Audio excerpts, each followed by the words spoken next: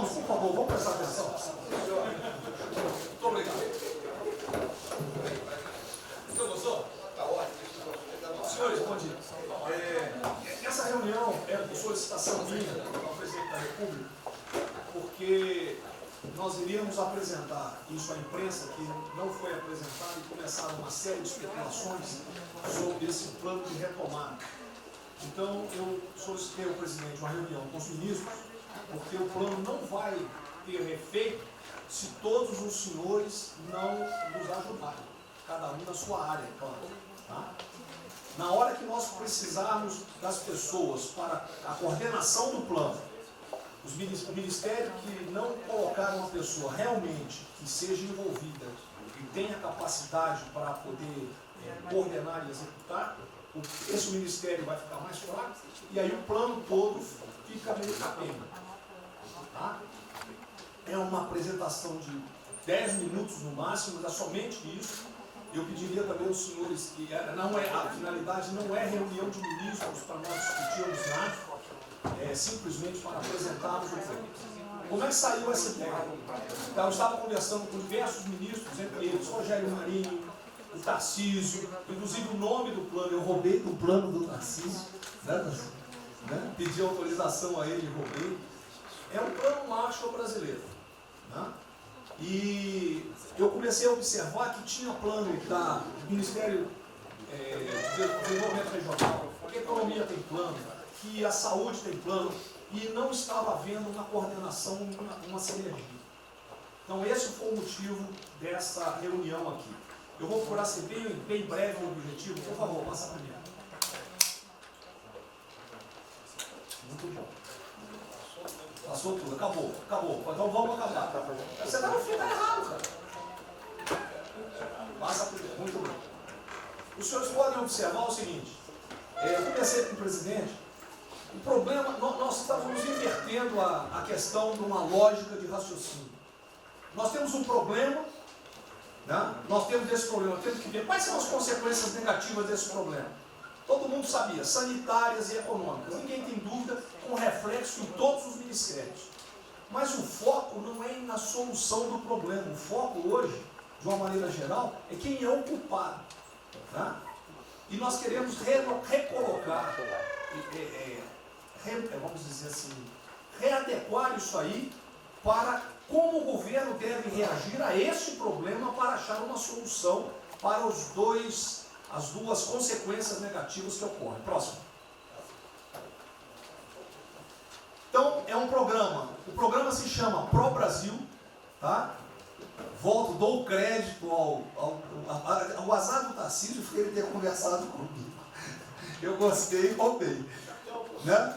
Pro Brasil é um programa para integrar, aprimorar ações estratégicas. Os senhores vão ver que o foco ele não é de governo, ele é de Estado. Eu estou tentando fazer uma projeção de 10 anos. Tá? Nós vamos ter que fazer isso. Para a retomada do crescimento socioeconômico em resposta aos impactos relacionados ao coronavírus. Tá? Pode passar. As dimensões do programa são essas aí. Tá? Ele pega um modelo de governança, ele busca melhoria da produtividade, investimentos estruturantes e ações estratégicas do setor público. Vai. O programa se divide em duas etapas, ou duas partes. O Pro Brasil, deixa eu ver aqui que eu não estou conseguindo enxergar. Ordem e o Pro Brasil Progresso. Tá? O Pro Brasil Ordem, que você não imprimiu para mim, e eu agradeço. Botou na página errada. Ele pega um arcabouço normativo, ele trata, essas são as medidas estruturantes dele. Vai ter que ter um arcabouço normativo, investimentos privados, segurança jurídica, jurídica e produtividade, melhoria no ambiente de negócios e mitigação dos impactos socioeconômicos.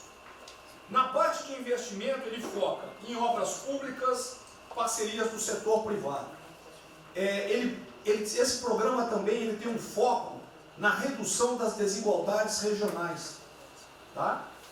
tem um foco na redução das desigualdades regionais. O Cid está com o dedo errado aí. E só um segundo, por favor. Pode passar, por favor, Cid. Qual é a abrangência do programa? Os senhores podem observar que ele tem uma parte de infraestrutura, ele tem ações viabilizadoras e tem ações de apoio na lateral. Como é que é o nome mesmo? Facilitadoras. Então, observe, na infraestrutura, com foco particularmente nessas obras que estão paralisadas, esses investimentos que nós estamos perdendo, que estão paralisados. Ele pega infraestrutura de transporte e logística, desenvolvimento regional e cidades, pega energia, mineração, telecomunicações. No desenvolvimento produtivo, ele foca na indústria, agronegócio, serviços e turismo. Nas laterais, os senhores têm a parte de cidadania, capacitação, saúde, defesa, inteligência e segurança. Tem também cadeias digitais, indústria criativa e ciência. E nas viabilizadoras, que são transversais em toda a parte do programa, nós temos finanças e tributação, legislação e controle, meio ambiente e a parte institucional e internacional. Qual é o nosso time frame que nós estamos pensando aí? A estruturação do programa. Eu preciso que os senhores, nós vamos fazer uma reunião, como os senhores podem ver, é a primeira reunião do grupo de trabalho, tá? Com todos os ministérios envolvidos. Na sexta-feira agora, tá? Os senhores vão receber o horário, e aí nós teremos de maio a julho a estruturação do programa. De agosto a setembro, o detalhamento do projeto. A partir de outubro, implantação em larga escala, tendo um foco prioritário naquelas ações que têm uma resposta mais imediata. Porque o brasileiro é o seguinte, na hora que nós lançarmos o programa, eles vão começar a cobrar resultado. Tá? Então eu tenho que ter alguma resposta para o público.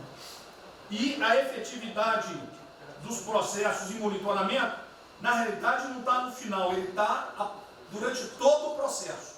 Tá? Passa mais um, Cid. Volta. Aí. O horizonte do programa, se os senhores observarem, nós estamos pensando no horizonte, né, até 2020, na verdade até 2030. Tá? Mas uma primeira fase dele, ele é faseado até o final desse primeiro governo, mas com um planejamento que prossiga nisso aí. Esse é o foco do que o trabalho dos grupos vão ter que apresentar. Ok? Pode passar a última, por favor.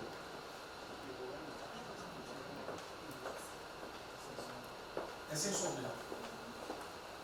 Certo? Só um layout para os senhores. Então, na sexta-feira, eu solicitaria que os senhores, quando enviassem os representantes, esses representantes já viessem com uma noção dos programas ou do que os senhores pretendem dentro dos ministérios de vocês. Uma primeira ideia, e nós vamos partir disso para elaborar isso aí. O trabalho não será feito aqui é somente uma coordenação. Cada ministério vai fazer e nós vamos coordenar. Presidente, era só isso. Vamos dar a palavra para o Guedes, com todo respeito aos demais, acho que o ministro mais importante nessa missão. Eu queria fazer a primeira observação seguinte: não chame de plano macho que revela um despreparo enorme. Não, isso aqui foi só aqui agora. Então, quando se falou em plano macho, para o Brasil é um nome espetacular. 10, 1000. Plano macho é um desastre. Revela despreparo nosso. Plano macho, por exemplo, os Estados Unidos podem fazer um plano macho para nos ajudar. A China deveria financiar um plano macho para ajudar todo mundo que foi atingido. Então, a primeira linha da equação, a gente tem que tomar muito cuidado, isso é o plano pro Brasil. Nos fala plano mágico, é um desastre, vai revelar a falta de compreensão das coisas. A segunda coisa é o seguinte: é super bem-vinda essa iniciativa para nos integrarmos todos. Agora, não vamos iludir. A retomada do crescimento vem pelos investimentos privados, pelo turismo, pela abertura da economia, pelas reformas. Nós já estávamos crescendo.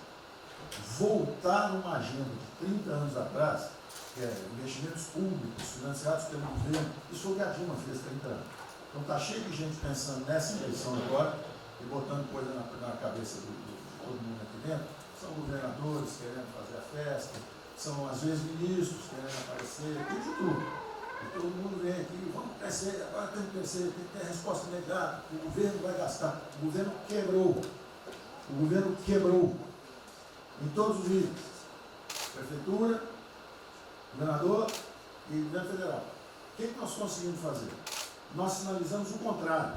Nós desalavancamos o banco público, reduzimos o endividamento, baixamos os juros e o Brasil ia começar a voar.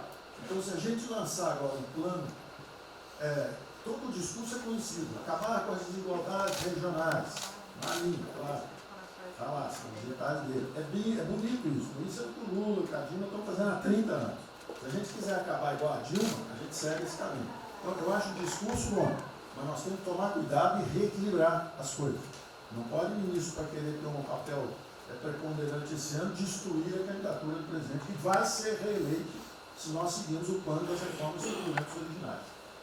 Então, eu tenho que dar esse recado, uma vontade de exposição, nós vamos ajudar tudo, mas nós não podemos nos iludir. O caminho desenvolvimentista foi seguido. O Brasil quebrou por isso. O Brasil estagnou. A economia foi corrompida, a política foi corrompida. A economia estagnou através do excesso de gastos públicos. Então, achar agora que você pode se levantar pelo suspensório, como é que um governo quebrado vai investir, vai fazer grandes investimentos públicos? Tarcísio sabe disso, conversamos sempre. Tarcísio sabe o seguinte: quanto é que você consegue, Tarcísio, passar de 5 bi para quanto? Para 15, para 20, para 30? Multiplicou por 6. Quanto é que você consegue de investimento em concessões? 250. Tá certo? Então, ó, tem 100 bilhões vindo para saneamento, tinha 100 bilhões que viriam, as 17 maiores petroleiras do mundo viriam para a nossa seção onerosa, 100 bilhões de seção onerosa, 100 bilhões de mineração, 100 bilhões de saneamento, 230 bilhões de concessões, 500 bilhões. Cadê o dinheiro do governo para fazer isso? Não tem. Então, quem está sonhando é sonhador. A gente aceita. Politicamente, a gente aceita. Vamos fazer todo o discurso da desigualdade, vamos gastar mais, precisamos eleger o presidente. Mas o presidente tem que pensar daqui a 3 anos. Não é daqui a 1 ano, não. Tem muita gente pensando na eleição desse ano. É só a observação que eu farei. Eu estou fora de eleição municipal. Só um minutinho. A ideia aqui, ninguém falou em investimento público por enquanto. Inclusive, nós falamos ali em investimento, falamos inclusive em investimentos privados. O que tem que acontecer é o seguinte: eu estou vendo um plano de pouca gente, nós temos que centralizar aí a imprensa, a economia, falar exatamente o que pode, o que não pode. Fundamental a coordenação. Até para isso na imprensa que está saindo. Que saiu na imprensa assim: plano Marshall e economia está fora. Quer dizer, alguém foi para a imprensa e falou: ó, vê o plano Marshall ali, a economia está fora. Quer dizer, enfraquecer o nosso discurso no momento desse é uma tolice, é um atentado contra nós mesmos. Questão da imprensa, eu acho que eu resumi hoje na frente do Palácio em 20 segundos. Eu não vou falar com vocês, que vocês vão deturpam, vocês inventam e potencializam. Tem que ser o papel de cada um, não pode um sair daqui no cantinho, foi mais ou menos. Não pode falar nada, tem que ignorar esses caras, 100%. Senão a gente não vai para frente. Ele está sendo pautado para esses pulhas, o tempo todo jogando um contra o outro. É a Cristina contra mim, entendi. Não pode jogar a Cristina, joga ela contra mim, o tempo todo. Tá? Então, se a gente puder falar zero com a imprensa, é essa aí. Bom, eu vou ser muito rápido aqui, general. Primeiro, parabéns. É fundamental esse processo de coordenação e de centro de governo. Nós precisamos ter isso cada vez mais aprofundado e com melhor qualidade.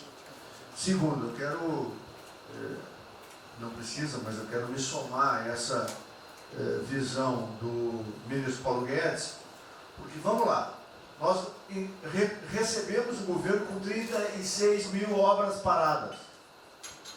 Oriundas da onde? Do pátio. Só para lembrar. O Abraão tem não sei quantas mil creches.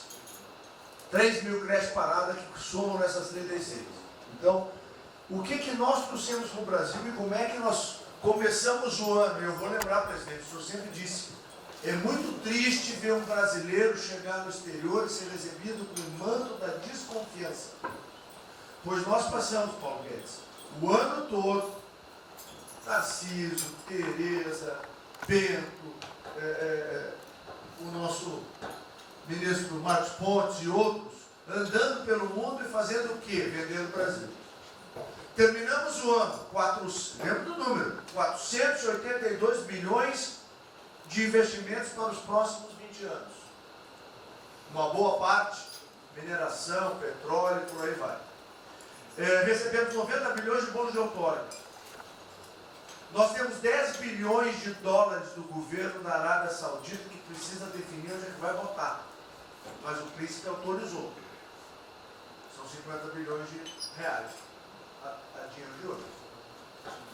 Então, eu tenho convicção de que nós temos que continuar fazendo o que a gente vinha fazendo.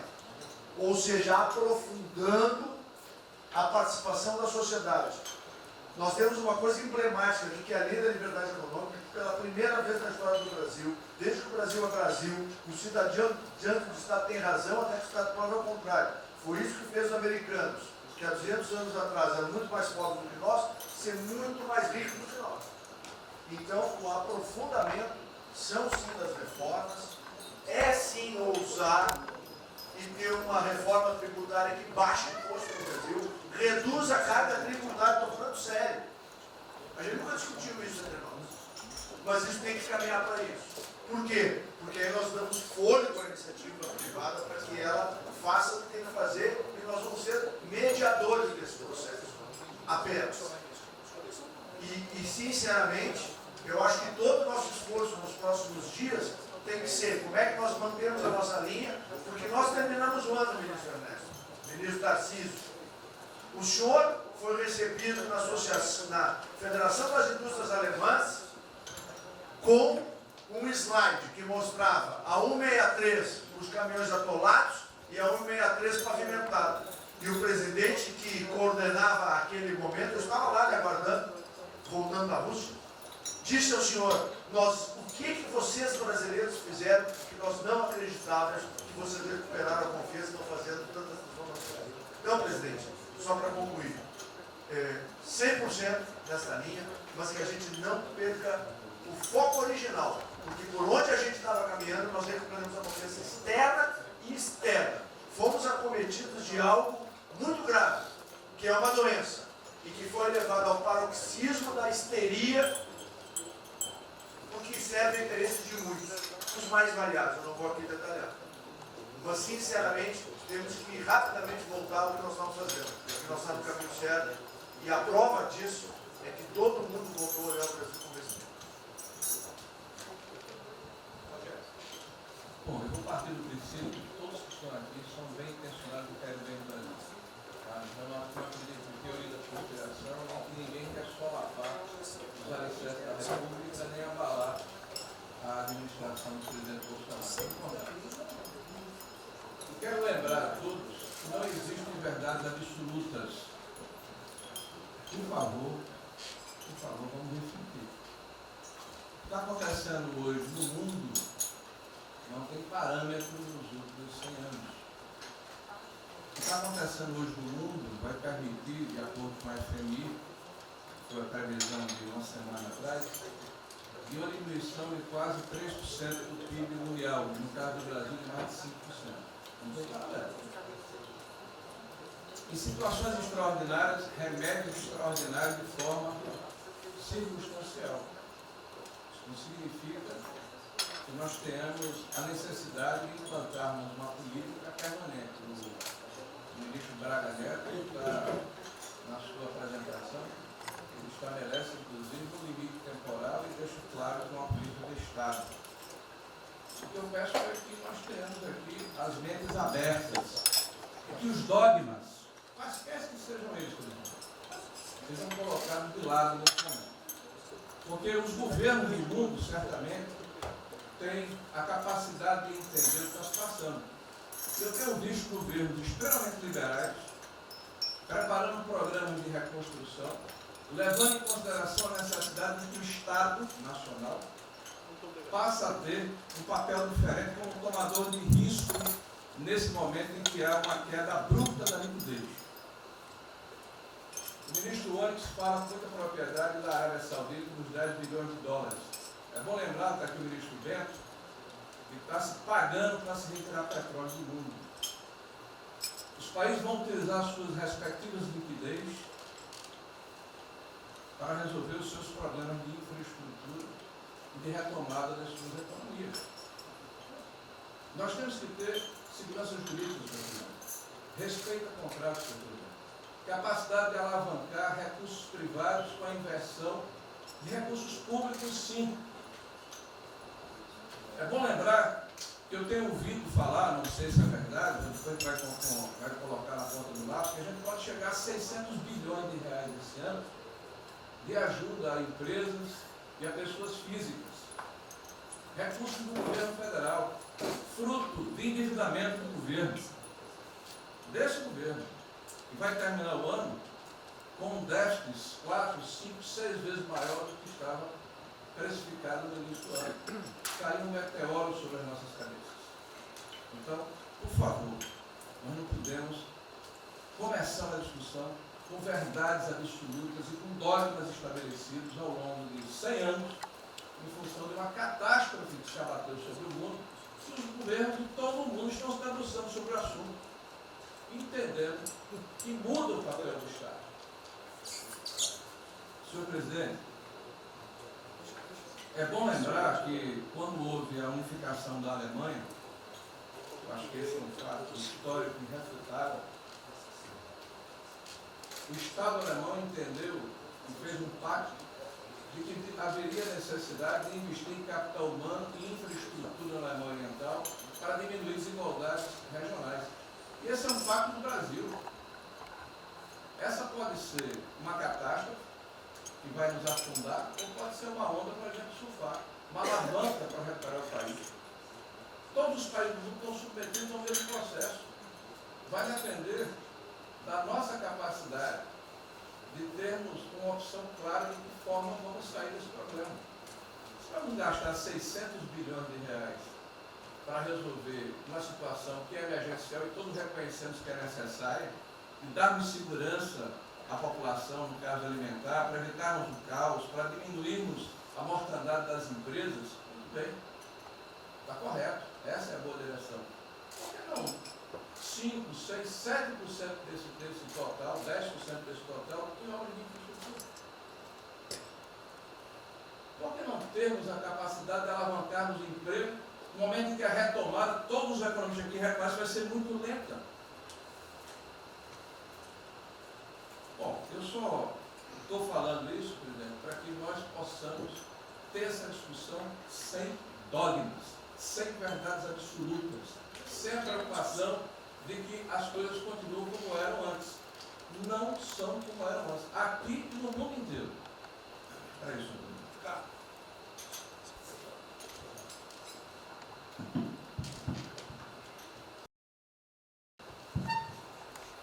Presidente, estava assistindo atentamente a apresentação do colega Wilson Braga Neto. Na parte final, ali no slide das questões transversais, está o meio ambiente, mas eu acho que o que eu vou dizer aqui sobre o meio ambiente se aplica a diversas outras matérias. Nós temos a possibilidade, nesse momento que a atenção da imprensa está voltada quase que exclusivamente para o Covid e daqui a pouco para a Amazônia, o general Mourão tem feito os trabalhos preparatórios para que a gente possa entrar nesse assunto da Amazônia um pouco mais calçado, mas não é isso que eu quero falar. A oportunidade que nós temos, que a imprensa não está nos dando um pouco de alívio nos outros temas, é passar as reformas infralegais de desregulamentação, simplificação, todas as reformas que o mundo inteiro, nessas viagens que se referiu ao Mix, certamente cobrou dele, cobrou do Paulo, cobrou da Tereza, cobrou do Tarcísio, cobrou de todo mundo. Da segurança jurídica, da previsibilidade, da simplificação. Essa grande parte dessa matéria, ela se dá em portarias e normas dos ministérios que aqui estão, inclusive o de meio ambiente. E que são muito difíceis, e nesse aspecto acho que o meio ambiente é o mais difícil de passar qualquer mudança infralegal em termos de instrução normativa e portaria, porque tudo que a gente faz é pau no judiciário, no dia seguinte. Então, para isso precisa ter um esforço nosso aqui, enquanto estamos nesse momento de tranquilidade, no aspecto de cobertura de imprensa, porque só fala de Covid, e ir passando a boiada, e mudando todo o regramento, e simplificando normas, de IFAM, de Ministério da Agricultura, de Ministério do Meio Ambiente, de Ministério disso, de Ministério daquilo. Agora é a hora de unir esforços para dar de baseada a simplificação regulatória que nós precisamos, em todos os aspectos. E deixar a AGU, o André não está aí, né? E deixar a AGU de stand-by para cada pau que tiver, porque vai ter. Essa semana mesmo nós assinamos uma medida a pedido do Ministério da Agricultura, que foi a simplificação da lei da Mata Atlântica para usar o Código Florestal. Hoje já está nos jornais dizendo que vão entrar com ações judiciais e ação civil pública no Brasil inteiro contra a medida. Então, para isso, nós temos que estar com a artilharia da AGU preparada para cada linha que a gente avança. Mas tem uma lista enorme em todos os ministérios que têm papel regulatório aqui para simplificar. Não precisamos de Congresso. E coisa que precisa de Congresso também, nesse fuzuê que está aí, nós não vamos conseguir aprovar. Agora tem um monte de coisa que é só parecer, caneta. Parecer, caneta. Sem parecer também não tem caneta. E dar canetada sem parecer é cana. Então, isso aí vale muito a pena. A gente tem um espaço enorme para fazer. Enfim, acho que essa é uma questão importante que estava aí nos slides, Você vê que a jurídica também está embaixo. Isso, exatamente. Só o senhor entender o seguinte, isso aqui é coordenação dos planos que eu sei que todos estão fazendo. Tá? Coordenação. O que vai ser possível executar ou não, vamos entrar naquelas nas limitações que nós temos, e o que tiver conflito será levado à decisão do presidente. Agora, nós temos que andar com isso rápido, porque a queda do desemprego, o país está sem esperança, nós temos que fazer isso andar. O pessoal da iniciativa privada está nos procurando, a gente tem que dar um rumo nisso aí. Bom, a ideia é essa. Me ligou agora de manhã o Eduardo Gouveia Vieira, da Firjan. Ele quer fazer uma videoconferência onde mais de 300 empresários do Rio, que é um pouquinho abaixo do potencial de São Paulo, para hipotecar solidariedade. A ideia que nós temos de reabrir o comércio. A desgraça que vem pela frente, eu acho que o Paulo Guedes está até legal, Paulo Guedes, não sou economista não. Vai ser uma porrada muito longa, você pode imaginar. Não são apenas os informais. Eu acho que bateu a 10 milhões de carteiras assinadas por saco. E os governos estaduais não têm como pagar salário. Não tem. Maio, metade do estado não tem mais como pagar salário mais. A desgraça está aí. Eles vão querer empurrar essa trozoba para cima da gente. Esse pessoal aqui do lado vai querer empurrar. E a gente vai reagir, porque aqui não é saco sem fundo. Tá? Então essa preocupação vamos ter. Paralelamente a isso, é o AB da vida, enchendo o saco do Supremo, para abrir processo de bicho, porque não apresentei meu exame de vírus, essa frescurada toda. E todo mundo tem que estar ligado. Não é apenas cuidar do seu ministério nessas questões que estamos tratando aqui, é tratar da questão política também. Tá certo? Então essa preocupação temos que ter, porque a luta pelo poder continua a todo vapor. E sem neurose da minha parte. Tá? O campo fértil para aparecer umas porcaria aí, né? Levantando aquela bandeira do povo ao meu lado, não custa nada. E o terreno fértil é isso: desemprego, caos, miséria, desordem social e outras coisas mais. Então essa preocupação todos devem ter. Né? Não é, tá bom, o Ministério fatura, deu merda no colo do presidente. Não pode ser assim.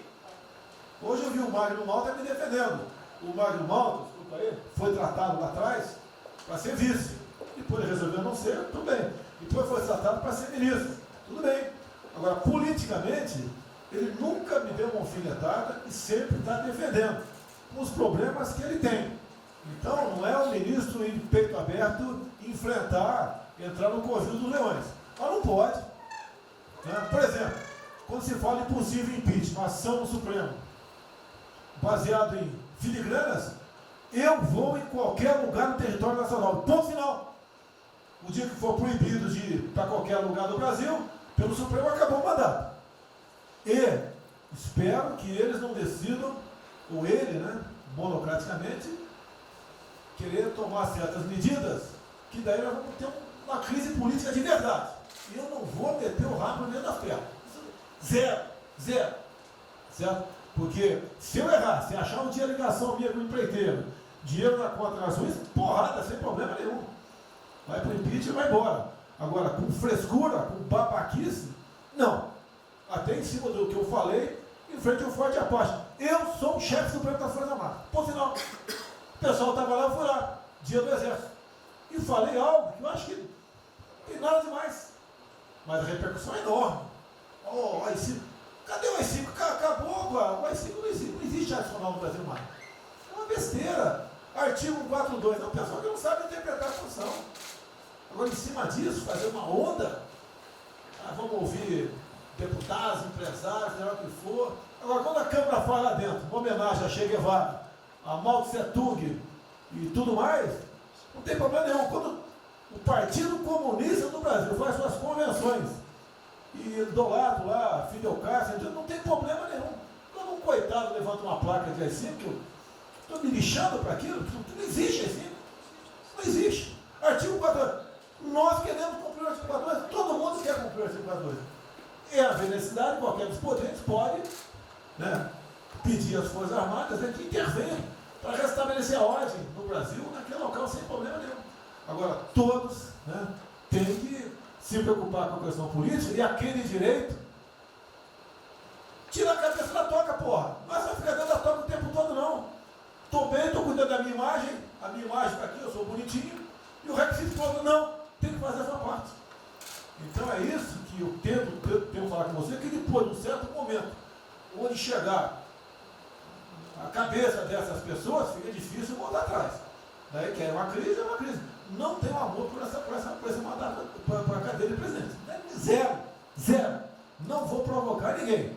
E assim como a defesa faz uma nota muito boa, dizendo que vai cumprir a Constituição, a liberdade, 10, né, e não aceita golpe, 10, também não aceita o contra-golpe dos caras, porra. Vai deixar alguns malucos aí, que eles sabem quem são, ficar aí naquela fervura de o presidente é irresponsável, ele é maluco, ele é genocida. Não é assim. O que vale para um lado, vale para o outro. O que não vale para um lado, não vale para o outro. Essa é a nossa preocupação que devemos ter. Por isso que está aqui o pró-Brasil, mas também com a questão política.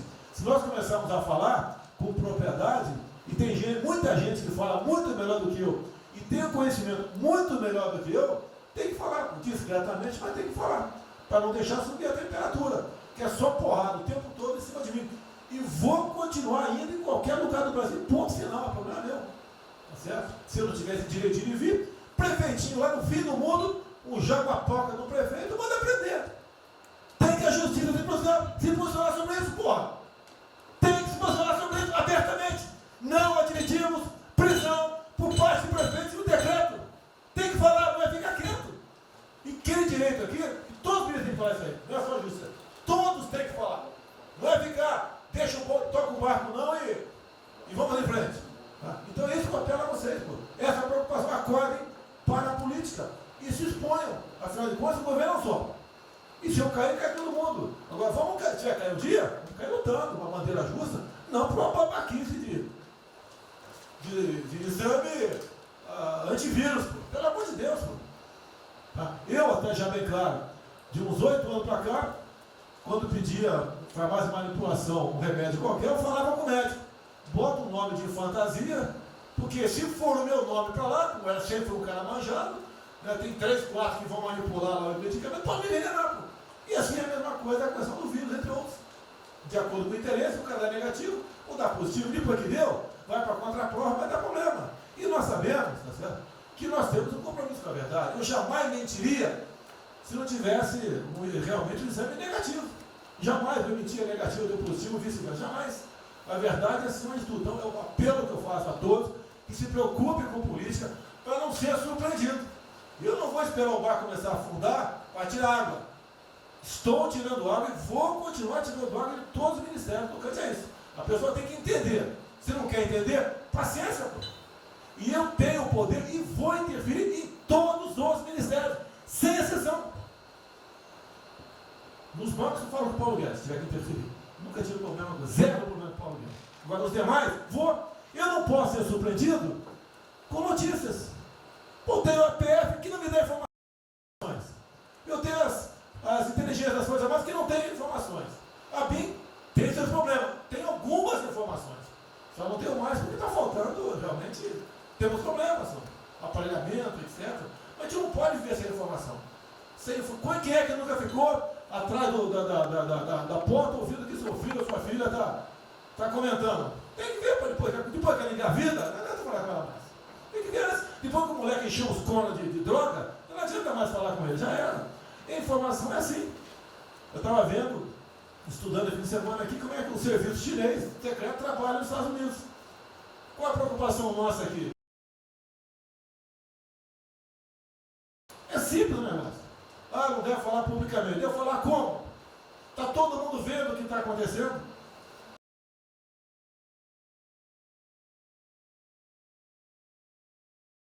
Tudo bem. Você tira do porra. Não tira. É uma realidade. Não adianta esconder mais, tapar o sol com a peneira. Vai em alguns ministérios, tem gente desplantada aqui dentro. Então não quer pregar. Zero. Precisamos dele para vender? Sim, isso precisa também de nós. Que se não precisasse, não estaria comprando a soja da gente, não. Precisam. E é um negócio, pô. E devemos aliar com quem tem alguma afinidade conosco. Para a gente poder fazer valer a nossa vontade naquele momento. Não adianta se esconder aqui, depois tem um problema, daí liga para o tio, fala, pô, cara, você me ignorou até hoje? Você só não me chamou de imperialista, igual a esquerdalha e o FHC falava no passado. No resto, agora não dá mais. Então essa é a preocupação que temos que ter, a questão estratégica, que não estamos tendo. E me desculpe, o serviço de informações nosso, todos, são uma vergonha, que eu não sou informado. E não dá para trabalhar assim, fica difícil. Por isso, vou interferir. E ponto final, pô. Não é ameaça, não é extrapolação da minha parte, é uma verdade. Como eu falei, né? Dê os ministérios para os senhores.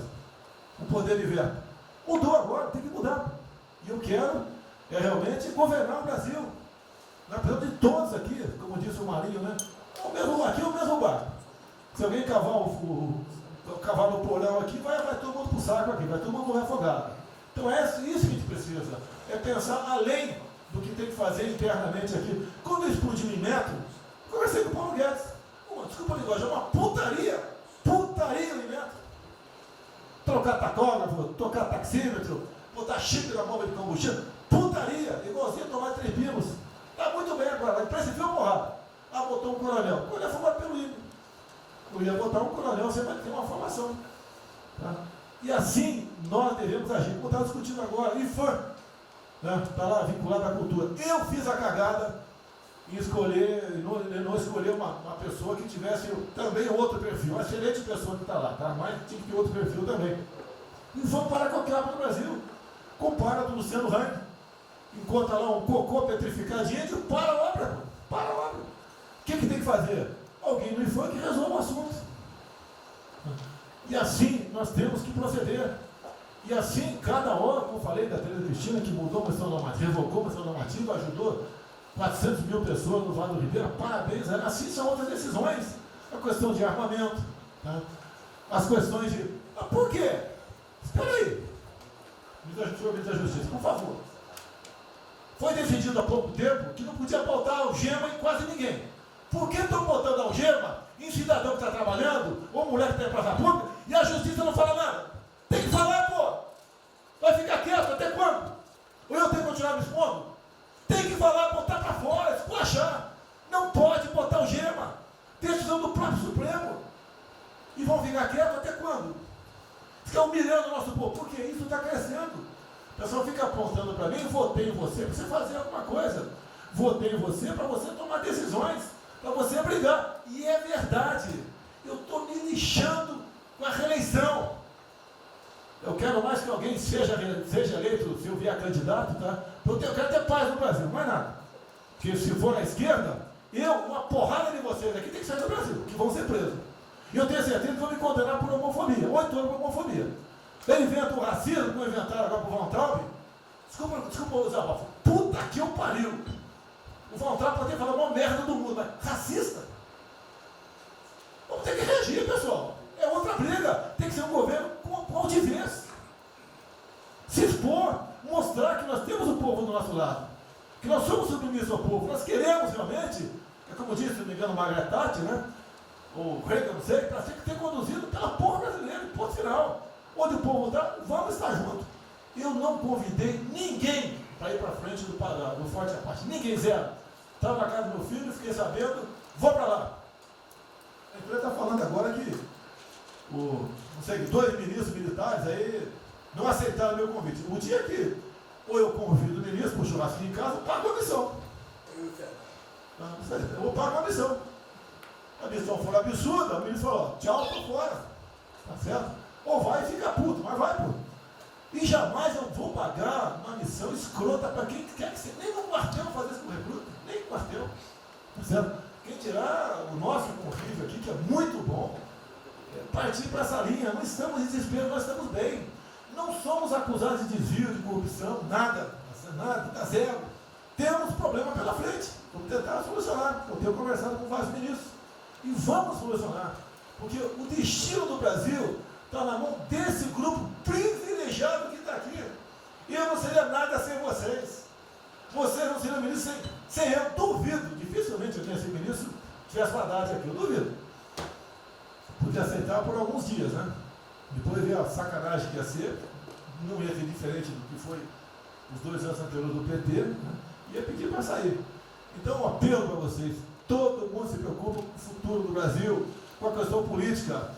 Criticar um ato de uma pessoa ou outra não é criticar o Congresso ou de criticar o Supremo Tribunal Federal. Quem não ficou revoltado, viu o Moro ficou revoltado com a liberdade desse pessoal. Por causa de vírus, botou esse estuprador para fora. Imagine ter estuprado uma filha nossa, um filho da puta desse posto de liberdade. Nós temos que colocar no lugar dessas pessoas, desse pai que tinha sido estuprado, aí o vagabundo foi posto na rua. Com a decisão, foda-se quem seja, tem que jogar pesado em cima disso. Não é um desabafo, pessoal, é uma realidade. O nosso barco está indo, mas não sabemos ainda, no momento, dado o último caso, vírus, para onde é nosso barco. Pode estar indo em direção ao iceberg. A gente vai para o fundo. Então vamos se ligar, vamos se preocupar. Quem de direito se manifesta com altivez, com palavras polidas, tá? Mas coloca uma posição. Porque não pode tudo veio para a minha retaguarda, tudo. Tá? E vocês têm que apanhar junto comigo. Logicamente, quando tiver motivo para apanhar. Ou motivo para bater.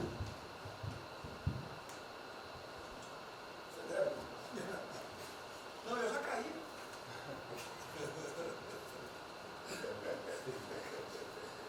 Ministro Moro, por favor. A sequência aqui é o seguinte: ministro Moro, Montezano, o Nelson e o Paulo Guedes. Aí eu pediria só aos senhores que fossem breves. Você também? Paulo Guedes quer uma política? Ele quer cobrar os raios. Depois do Moro. Bem, a primeira questão do plano ali que foi apresentado, fica aqui o registro do meu elogio, certo que ele tem que ser preenchido aí nos detalhes, existem as questões econômicas a ser resolvidas lá pelo Ministério da Economia, a ser trabalhado também com as outras áreas econômicas. Só faria uma sugestão aqui, ministro, se pudesse colocar desde logo, em algum momento desse plano, alguma referência importante também à segurança pública e a controle da corrupção. Foram 2 temas centrais, né, nas últimas eleições, e são 2 temas que, embora, claro que o plano vai ficar sujeito aí ao detalhamento necessário, mas acho que é importante ter uma referência inicial para não parecer que nós estamos descurando desses aspectos específicos. Nós não entramos em detalhes, porque isso aqui, o senhor viu que todos os ministérios praticamente responderam, isso aí para mim viria no detalhamento do Ministério. Mas eu acho que politicamente cabe Não, sim. Não, eu entendo que cabe no detalhamento, mas acho que uma referência, né, seria interessante.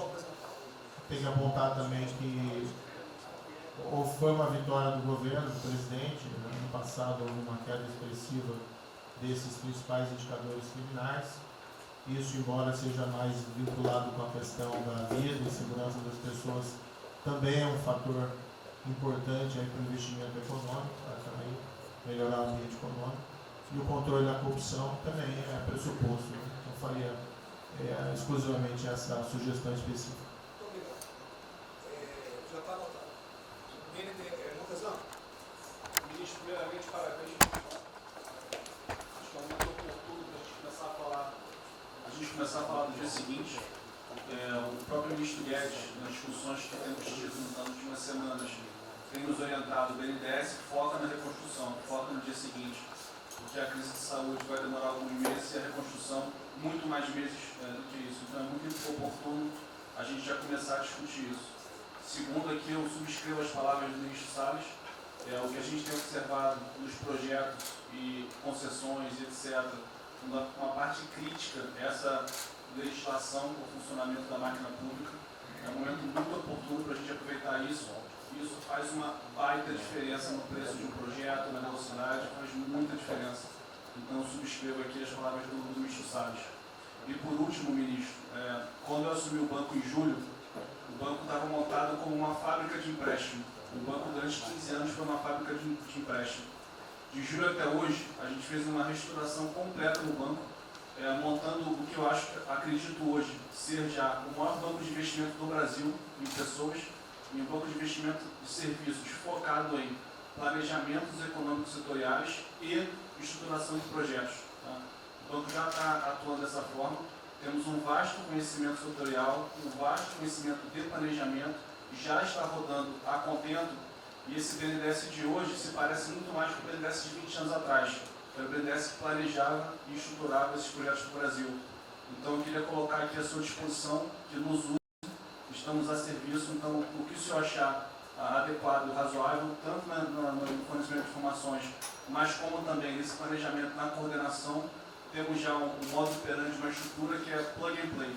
Se o senhor quiser usar, já está pronta para rodar para esse tipo de mapeamento e estruturação de projeto. Então, por favor, sinta-se bem à vontade de nos usar integralmente aqui na coordenação desse projeto, caso o senhor entenda adequado. Tá? Tiago. Nelson. Bom, estou chegando aqui, então é importante que eu coloque para vocês como é que a gente vai trabalhar. A saúde é fundamental, porque enquanto a gente não mostrar para a sociedade que a gente tem o controle da doença, da saída dela, qualquer tentativa econômica vai ser ruim, porque o medo vai impedir que você trate a economia como uma prioridade. Então, controlar a doença hoje é fundamental. E controlar a doença não significa que a gente vai curar a doença em uma semana, mas que a gente não é um barco à deriva e que a gente tem uma estratégia para trabalhar essa doença. Então, são três coisas que a gente vai trabalhar. Primeiro, a informação, para entender o que é a doença, qual é a evolução dela, como é que está a infraestrutura para cuidar da doença. Porque um dos grandes problemas que a gente tem hoje, se a gente olhar o Brasil hoje, ele é um dos melhores países em número em relação à mortalidade. O que assusta é você ver que o hospital não consegue atender, a gente no frigorífico, a gente está abrindo cofre em algum lugar para enterrar, e isso traz medo. E o medo impede que qualquer outra atividade tenha sucesso. Porque enquanto isso não for sanado, o restante vai ter muito pouca chance de ser comprado pela sociedade. A segunda coisa é estruturar a operação de cuidado. Então a gente vai investir em logística, vai investir na parte de compra e tentar melhorar o processo. Por quê? Porque se eu tiver os hospitais funcionando, eu vou ter os pacientes tratados, eu não tenho a sensação da crise, o medo melhora e o restante pode entrar. E a terceira coisa é a gente deixar claro um programa de saída do isolamento e do distanciamento. Não é que vai sair amanhã, mas a gente tem que ter um planejamento. Porque aí a gente realmente mostra que a situação está na nossa mão. Pode ser que demore um pouco, mas a gente está controlando esse processo, que a gente não está sendo um barco à deriva. Então, basicamente, eu queria falar para vocês, essa é a forma como a gente vai tratar. A gente vai estar interagindo com todos os ministérios que forem necessários para que isso aconteça da forma mais rápida possível. Basicamente é isso. É um prazer ter aqui com vocês. Ontem eu liguei para o diretor-geral da Polícia Rodoviária Federal. Chegou ao meu conhecimento uma nota que era dele sobre o passamento de um patrulheiro. E ele enfatizou que era por 2019. Eu liguei para ele, por favor. O que mais? Ele era obeso, era isso, tinha comorbidades. Mas ali na nota dele só saiu o código 19. Então vamos alertar aquele direito do respectivo ministério, pode botar código 19, mas bota também, fibrose, um montão de coisa. Não pensa esse negócio, tem um montão de coisa lá. Para exatamente não levar um medo à população. E tipo, olha, morreu um sargento do exército, por exemplo. A princípio é um cara que está bem de saúde, né? Um policial federal, né? Seja lá o que for. E isso daí não pode acontecer. Então pede esse cuidado dos colegas, né? Aquele direito do respectivo ministério, que tem alguém encarregado disso, né? Tomar esse devido cuidado para não levar mais medo ainda para a população. Você perguntou, aí perguntou quanto tempo levaria para mostrar o plano, alguma coisa. Eu acredito que. Não, nós já conversamos hoje. Não, nós já conversamos hoje sobre isso. O COP está montando junto com a saúde. Tá? Eu não posso dizer. A gente está trazendo recurso para poder acelerar esse processo, porque a gente está correndo muito tempo. Enquanto a gente não conseguir controlar a percepção que a gente hoje tem condição de cuidar das pessoas, vai ser difícil. Né? E o problema da doença é que você pega um sistema que, se você falar em eficiência, os hospitais têm que ser eficientes. Então, quando você fala em eficiência, você vai quase no limite do cuidado.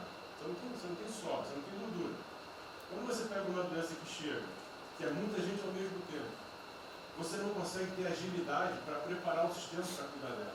E a gente tem um problema adicional que a gente tem que tomar cuidado, que é o seguinte: quando você tem os hospitais com você tem muita gente falando de Covid, os hospitais estão diminuindo muito o atendimento, o que significa que eles vão ter problema financeiro.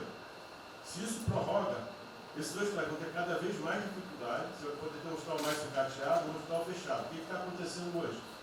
Vamos botar em números hoje. A gente tem 4 milhões de pessoas hoje com a Covid. O Brasil hoje tem 212 milhões de pessoas. Tem 208 milhões que não estão tendo a atenção necessária. Você tem câncer, cardiovascular, isso tudo está represado, a demanda é reprimida. Quando você controlar a Covid, o não Covid vai chegar com tudo. Você pode pegar uma estrutura sucateada. Aí você só vai transferir o problema de medo, que vai ser o medo da Covid e o medo da não Covid. Então a gente tem que estar preparado para isso tudo. Então não é só trabalhar o curtíssimo prazo, a gente tem que preparar para essa segunda fase que vai chegar também. Isso tudo a gente está fazendo, só para vocês saberem que a gente está pensando nisso tudo, só para vocês saberem que está tudo trabalhando. Por favor, o ministro Tarcísio, eu pediria aos senhores que fossem bem breves. Não, já não temos aí.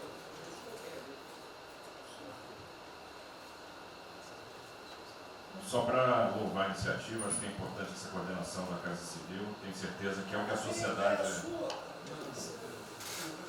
espera isso de nós. A boa notícia é que a gente vem conversando com os investidores, eles estão interessados no nosso programa de concessão. Claro que a gente vai ter que ajustar alguma coisa nos projetos em função da percepção do nível de risco. E a gente vai fazer isso calibrando taxa de retorno, monitorando melhor agora a questão da demanda, né, reestimando a demanda nos projetos, mas a gente tem certeza que os projetos vão sair.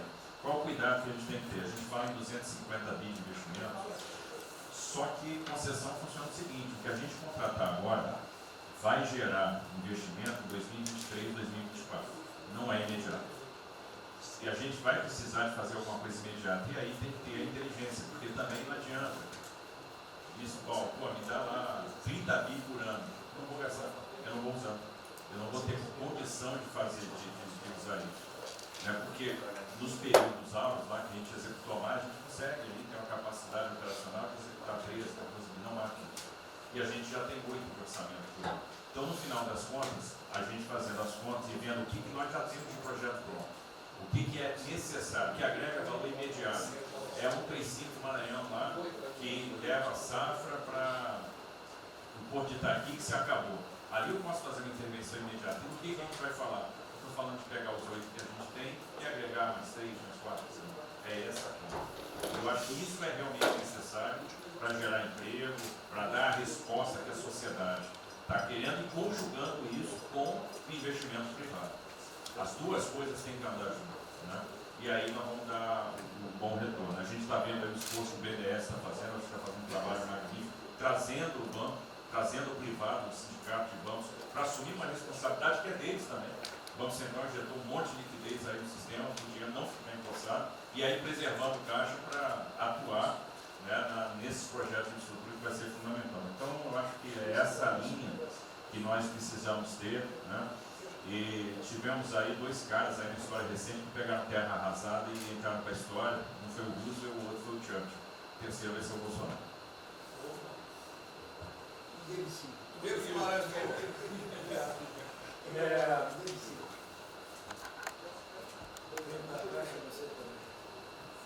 Peço aos senhores que sejam breves. São só 5 pontos muito rápidos. Primeiro, presidente, o maior programa da história do mundo de inclusão social, digital, que nós estamos fazendo nesse governo, pessoas que tomavam dinheiro a 25% ao mês. Quer dizer, todos os ladrões lá, PT, PMDB, PSDB, aquela ladroagem toda, 25% ao mês. E ninguém se indigna. Esse governo se indignou, o governo dos liberais. Então, assim, acho que a gente está com problemas narrativos. Hoje de manhã, por exemplo, o pessoal da Band queria dinheiro. O ponto é o seguinte, vai ou não vai dar dinheiro para Bandeirantes? Ah, não vai dar dinheiro para Bandeirantes? Passei meia hora levando porrada, mas repliquei. E falei, olha, vocês estão em casa? Eu tenho 30 mil funcionários na rua. Não tem esse negócio, essa frescurada de home office. Eu já visitei 15 agências. E você em casa? Aí o pessoal ficou um pouco mais calmo. Quer dizer, eu posso ter 30 mil brasileiros nas agências lá. Sabe quantas pessoas a Caixa está pagando hoje? 7 milhões de pessoas. E todo mundo home office.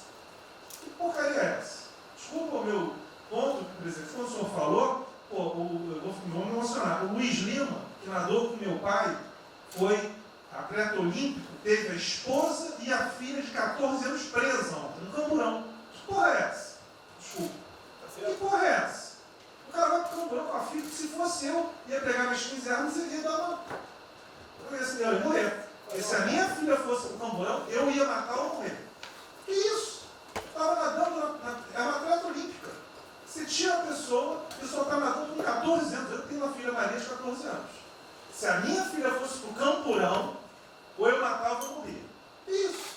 E a esposa do Luiz Lima nem usou o fato de ser esposa do deputado federal. Mas assim... Foi calado, saiu E calado. aquele governador roubando para direito. Está tudo quanto é lado. Então o governador rouba, aí ele sai prendendo todo mundo e fica tudo isso por isso mesmo. Aí a gente faz o maior programa da história da humanidade de inclusão de pessoas que recebiam 25% ao mês cobrado. PSDB, PT, PMDB, aquele grupo todo. Na hora de privatizar, todo mundo, com 200 milhões, 300 milhões, tem vice-presidente da Caixa que eu expulsei, dos 120, 105 eu tirei. E se o senhor precisar, obviamente, meu chefe, o ministro Paulo Guedes, ele decide. Não tem problema. Inclusive, porque o que acontece? Se roubar, eu vou ligar para o ministro Moro para prender. Agora, se precisar de um diretoria, não sei o quê, desde que sejam honestos, o ministro Paulo Guedes é que decide, etc. Mas dos 120, eu tirei 105. E na Caixa, não tem desonestidade, até onde eu saiba. Mas, assim, eu acho que a gente está levando muita porrada, presidente. E, de novo, não estou dizendo de ninguém daqui, não. Só leva porrada. Agora, tem limite. Desculpa, todo lugar que eu vou, as pessoas normalmente são educadas. Mas a paciência chega no limite, obviamente não dessa maneira, eu acho que tem um ponto. Nós estamos emprestando 154 bilhões de reais, mas só um ponto que eu acho importante. Tarcísio é super meu amigo e ele é muito esperto. Qual que é o grande ponto que a gente tem que evitar? O cara está quebrado, já estava quebrado antes e quer lançar um adesivo. Então, assim, claramente tem que ajudar e eu concordo. Tanto que nós emprestamos 43 bilhões de reais para o segmento imobiliário. 1,5 milhão de pessoas deixaram de ser demitidas. Agora não é para todo mundo, não. Aquela empresa empresa que já estava quebrada antes, por que a gente vai dar molezinha? Então, este ajuste fino é importante, os bancos têm que fazer. Por quê? Último ponto que eu falo. Já estou sendo processado também, vou mais 2 anos para a cadeia, por causa do auxílio emergencial. Sabe o que tem? Tem gente do TCU dizendo que a gente está ganhando muito, e tem gente dizendo que a gente está ganhando pouco. Ferrou. Ou seja, tem gente querendo me prender porque está dizendo que a gente está ganhando muito. E tem gente querendo me prender, que são aqueles caras lá que estavam antes, ganhando pouco. Vou acabar sendo preso, mas o que a gente não vai fazer? Deixar 30, 40, 50 milhões de pessoas passarem fome. Então, é só o meu recado dizendo o seguinte, a Caixa, o banco de todos os brasileiros. Poxa, a gente está com 30 mil pessoas. Eu passo ligando, 45 pessoas na Caixa tiveram coronavírus. 2 faleceram, um, na verdade, com 70 anos já estava aposentado, e outro. A pessoa, eu chorei mais do que a pessoa, a mãe. Uma pessoa em 30 mil que estão o dia inteiro. E eu já falei para minha esposa, se tiver qualquer coisa, eu vou tomar 1 litro de hidrocloroquina, aquelas coisas todas. Então, assim, eu acho que a gente está, só o último ponto, numa questão de histeria coletiva. Quer dizer, eu posso ter 30 mil funcionários da Caixa pagando 7 milhões hoje, 2 milhões na segunda, ontem a gente abriu 800 agências, vamos abrir no sábado, no domingo, 2 horas antes. Então, o que a imprensa quer? Que você pague e dane-se os funcionários da Caixa. Mas se morrer 2, Jornal Nacional, presidente Bolsonaro e presidente Pedro, irresponsáveis porque abriram. A gente só vai levar porrada. Agora, realmente, meu ponto é inaceitável, foi a primeira vez que aconteceu. Eu conheço a Milene, Romine, atleta olímpica. Quer dizer, um atleta olímpico, a esposa atleta olímpica, a filha de 14 anos no camburão. Eu não sei se eles botaram lá atrás e no meio. E aí você solta o estuprador, então eu acho que realmente tem uma questão. De novo, eu quero só reforçar uma coisa. O ministro Moro, em um dia, resolveu um problema muito importante. Muito obrigado, ministro. O que aconteceu? Os guardas, né, os que ficam dentro da agência, não poderiam, pela legislação, estar fora. O que aconteceu? O ministro, 5 horas, resolveu o problema. Então, nos próximos 90 dias, os atendentes da Caixa Econômica Federal, os guardas, vão poder ir para fora para ajudar a fila. Né? Ou seja, tem uma fila, tem 250 agências e tem 500 pessoas na fila. E aí, com a ajuda do ministro Moro da Polícia Federal, eles emitiram uma portaria. Então, só para finalizar, quero agradecer, ministro. Só um registro aí, até foi fácil de resolver, foi a Polícia Federal que resolveu. Ministro Ernesto, por favor. Volta a pedir que sejam breves. Obrigado. Rapidamente, sobre o plano. A dimensão internacional do plano, evidentemente, é fundamental, já está ali contemplado. Eu queria mencionar o seguinte, eu acho que é fundamental que essa dimensão internacional não seja simplesmente uma adaptação nossa ao cenário internacional, mas que ela leve em conta a capacidade que o Brasil hoje tem de influir no desenho de um novo cenário internacional. Eu estou cada vez mais convencido que o Brasil tem hoje as condições e a oportunidade de se sentar na mesa de 4, 5, 6 países que vão definir a nova ordem mundial. Outro dia, na conversa do presidente com o primeiro-ministro da Índia, o indiano disse que vai ser tão diferente o pós-coronavírus, o pré, quanto o pós-segunda guerra, o pré. Eu acho que é verdade, e assim como houve um Conselho de Segurança que definiu a ordem mundial, 5 países depois da Segunda Guerra, vai haver uma espécie de novo Conselho de Segurança, e nós temos dessa vez a oportunidade de estar nele e acreditar na possibilidade do Brasil influenciar, ajudar a formatar um novo cenário. E esse cenário, acho que tem que levar em conta o seguinte, estamos aí revendo os últimos 30 anos de globalização, vai haver uma nova globalização. O que aconteceu nesses 30 anos? Foi uma globalização cega para o tema dos valores, para o tema da democracia e da liberdade. Foi uma globalização que a gente está vendo agora, criou um modelo onde no centro da economia internacional está um país que não é democrático, que não respeita os direitos humanos, etc. Essa nova globalização acho que não pode ser cega. Tem que ser uma globalização, tem que ser uma estrutura que leve em conta, claro, a dimensão econômica, mas também essa dimensão da liberdade e do valor. E da mesma maneira, acho que o plano está apontando para isso, na nossa dimensão nacional, também não pode ser um plano cego para essas dimensões daquilo que nos traz, né, que traz o projeto do presidente, que é não simplesmente a eficiência, a pujança, o crescimento econômico, mas a liberdade, o combate à corrupção, a reinvenção do Brasil livre, do Brasil livre dessas mazelas que não é extensão. Obrigado. Obrigado, ministro. Roberto Alves. É o último que colocou. Não é bem nada. Eu só vou voltar na história. Vou voltar aqui numa história breve. Queria lembrar que no fim do governo Dilma a taxa de juros era 14,5%, a curva, mas a taxa longa era 20%. E aí quando a gente olha o que aconteceu e o que proporcionou a taxa de juros cair, é interessante, porque teve um dia, 18 de agosto, saiu uma manchete no jornal que todos os elementos apontavam que ia ter o teto de gastos. Naquele dia, a curva de juros começou a cair e foi quando depois o presidente do Banco Central anterior começou a cair os juros. Ele caiu os juros até o nível de 6,5, estabilizou, teve a incerteza das eleições, com a incerteza do PT poder voltar, a taxa piorou. Depois, curiosamente, quando o mercado entendeu que ia ter a Previdência, foi quando abriu espaço para cortar os juros novamente. Então, a razão dos juros ter ido de 14,5, 15, 20 para o que está hoje foi o fato da sociedade do mercado ter entendido que o governo ia ter disciplina em relação às contas públicas. Isso a gente não pode esquecer. Tá? Se permite, Roberto, então você está dizendo aí que não só a Selic tem como a taxa longa, nós devemos basicamente a PEC do teto, é isso? Isso. Estou dizendo exatamente isso. E depois também a Previdência. Então, dito isso, eu acho que é importante a gente passar essa mensagem. Um outro tema só, aí em relação ao plano, 3 pontos só que eu acho importantes. A gente tem feito reuniões entre os banqueiros centrais de vários países do mundo, quase todas as semanas. Eu acho que tem 3 pontos que são importantes. Primeiro, existe um consenso hoje que o mundo privado está com muito medo de tomar risco. Então, que não vai ter como ter uma saída rápida sem que o governo não entre de alguma forma no mundo risco. Porque o mundo privado está com medo de tomar risco pelo fator medo, que é o fator que o doutor mencionou, que eu acho que é muito importante. Se amanhã você permitir todo mundo no estádio de futebol com o jogo, será que todo mundo vai sair de casa e vai? Qual é o fator medo? E o fator medo é interessante, porque quanto mais informação você tem, mais medo você tem, porque a mídia joga medo.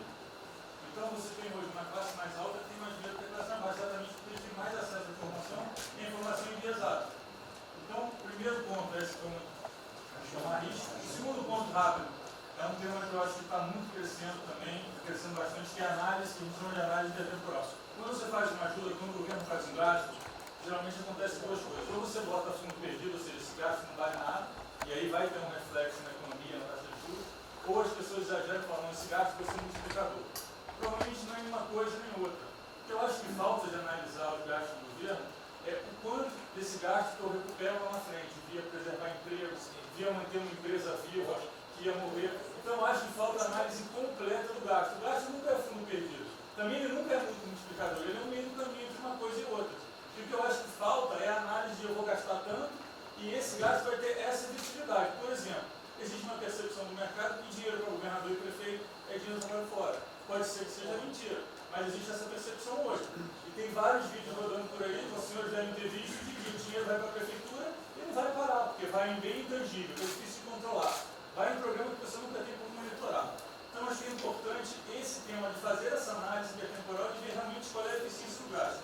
E, por último, último ponto, conversando com investidores, a gente tem feito isso, inclusive nós fizemos uma conversa, 2 bancos centrais com investidores, inclusive de infraestrutura, e o problema principal que aparece em toda a conversa no Brasil, do investidor privado, é que, no passado, toda vez que o investidor privado entrou, teve muita sacanagem. O tema da governança é super importante.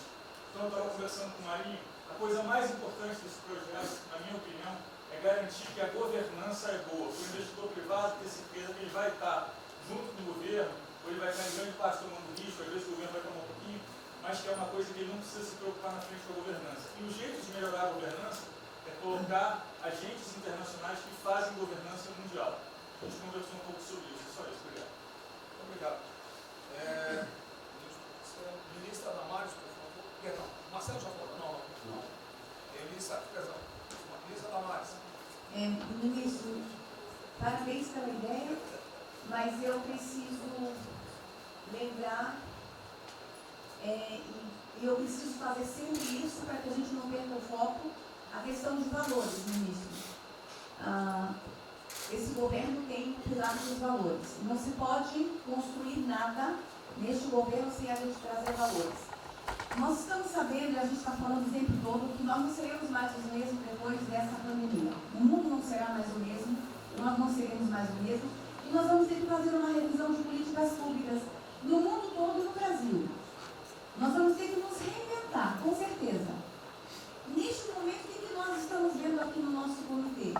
Nós estamos buscando dados e não estamos encontrando dados. Nós recebemos um governo que não tinha dados, os dados que nós tínhamos eram falsos, mentirosos. Um Brasil de achismo, um Brasil de talvez, eu acho que é, talvez sim, talvez não. Políticas públicas construídas até agora nessa nação em cima de talvez e de achismo. Nós vamos ter que rever muita coisa. É um país plural. Quando a gente vai buscar os povos tradicionais agora para a gente construir enfrentamento ao coronavírus, nós descobrimos, ministros, que nós temos 1.300.000 ucranianos no Brasil. Ninguém nunca falou de ucranianos para nós no Brasil. Com a sua cultura totalmente preservada no Brasil.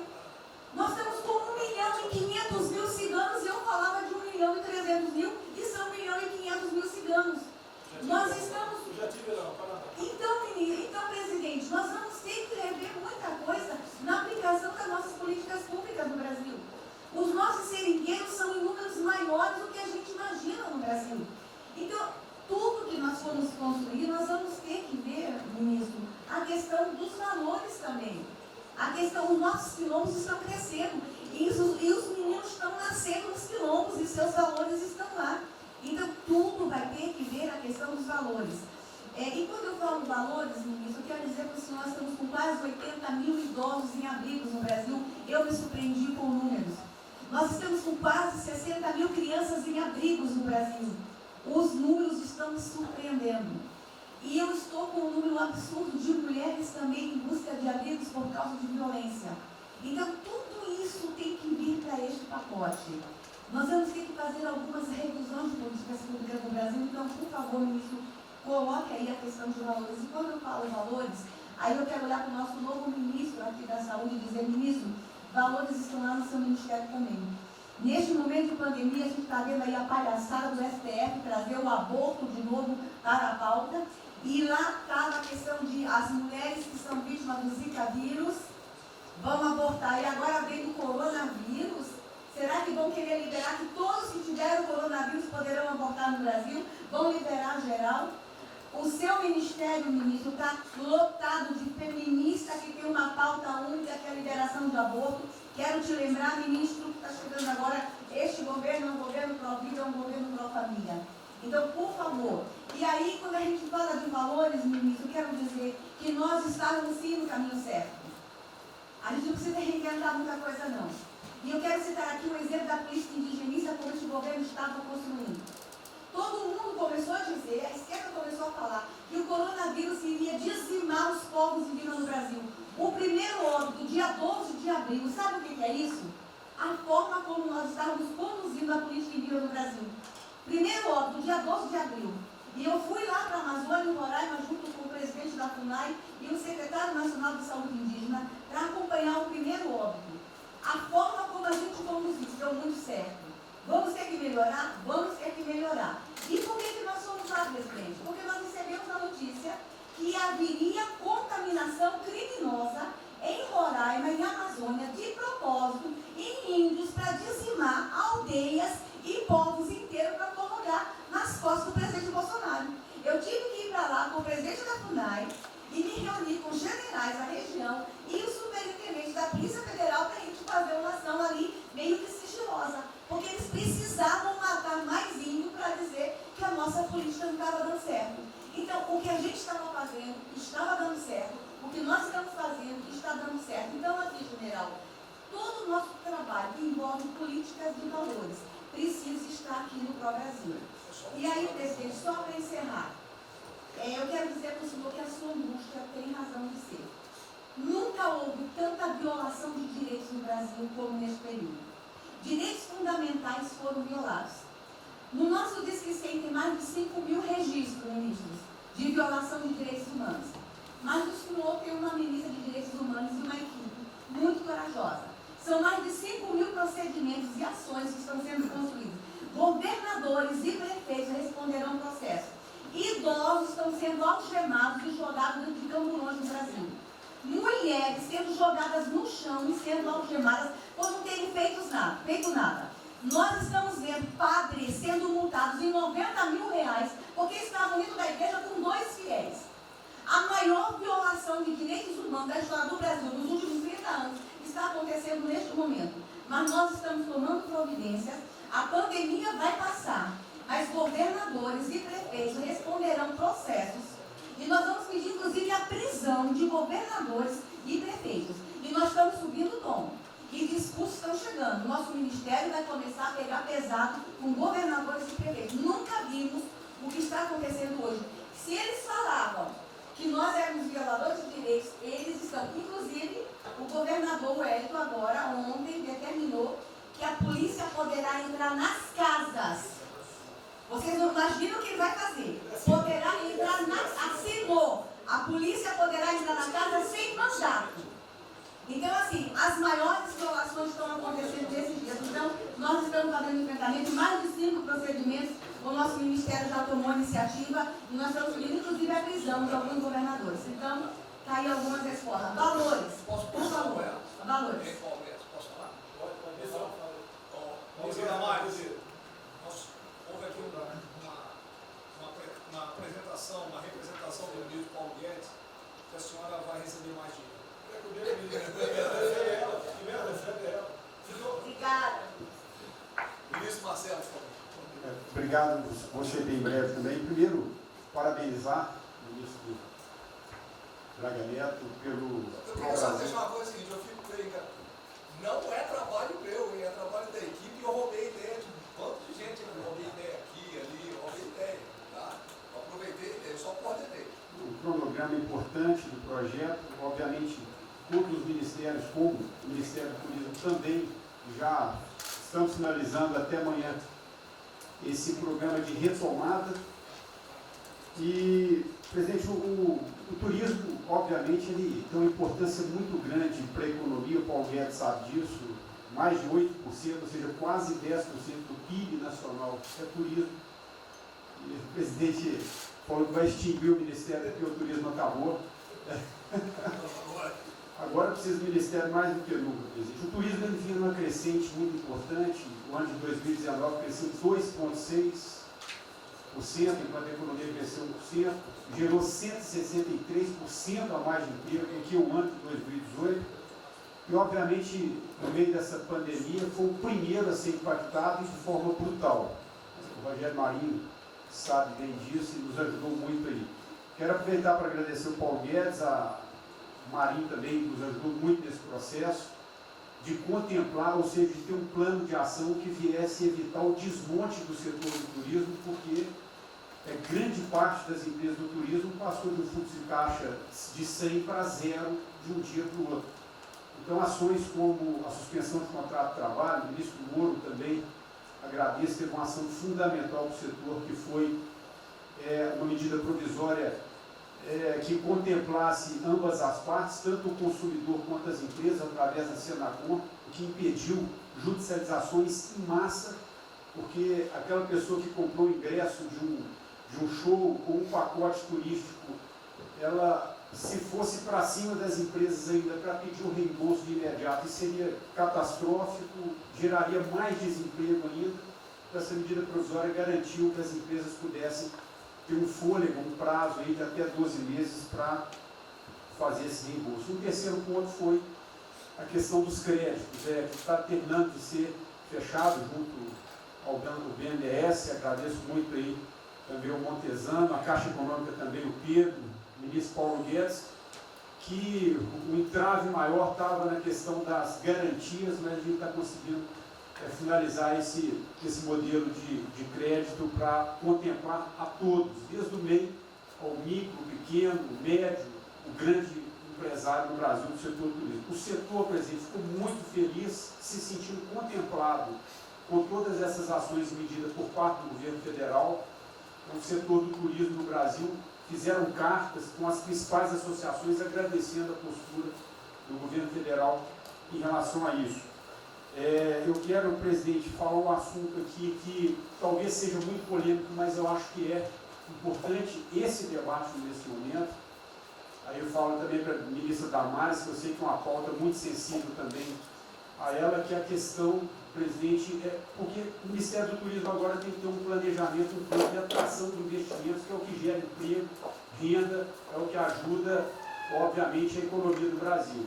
E para isso, presidente, eu acredito que é um momento propício nesse planejamento da retomada discutir os resorts integrados. Não é legalização de jogos, não é bingo, não é caça-níquel, são resorts integrados. Obviamente, presidente, uma pauta precisa de ser construída, ainda mais estou olhando para um cara aqui para mim. A pauta precisa de ser construída com as bancadas da Câmara, tanto a evangélica quanto a católica, mostrando ou desmistificando vários mitos que giram em torno disso. Não sei se o ministro Paulo Guedes concorda. Nós temos a possibilidade de atrair pelo menos 40 bilhões de dólares para o Brasil só de outorgas, de investimentos imediatos para essa pauta. Mas o que precisa ser feito, presidente, é realmente desmistificar a questão de evasão de divisas, de lavagem de dinheiro, de tráfico de drogas, e para isso eu sugeriria que nesse debate pudéssemos contar com o Ministério da Justiça, através da Polícia Federal, o Ministério Público na mesa, a Receita Federal, os órgãos de controle, mas obviamente, presidente, uma pauta que só levaríamos para frente se a gente conseguir pacificar ou nos fazer entender pela bancada evangélica, pela bancada católica, para que não haja uma distorção na comunicação disso. Tem que ser um projeto muito bem feito, que eu acredito que pode ser, nesse processo da retomada, uma grande oportunidade para o Brasil atrair grandes complexos, dos quais apenas 3% são utilizados para os cassinos. E outra, isso não tem impacto diretamente nenhum na família dos trabalhadores brasileiros. Não, não é bem isso não. Eu vou ter que começar a desmistificar para dar mais aqui. Estou vendo isso.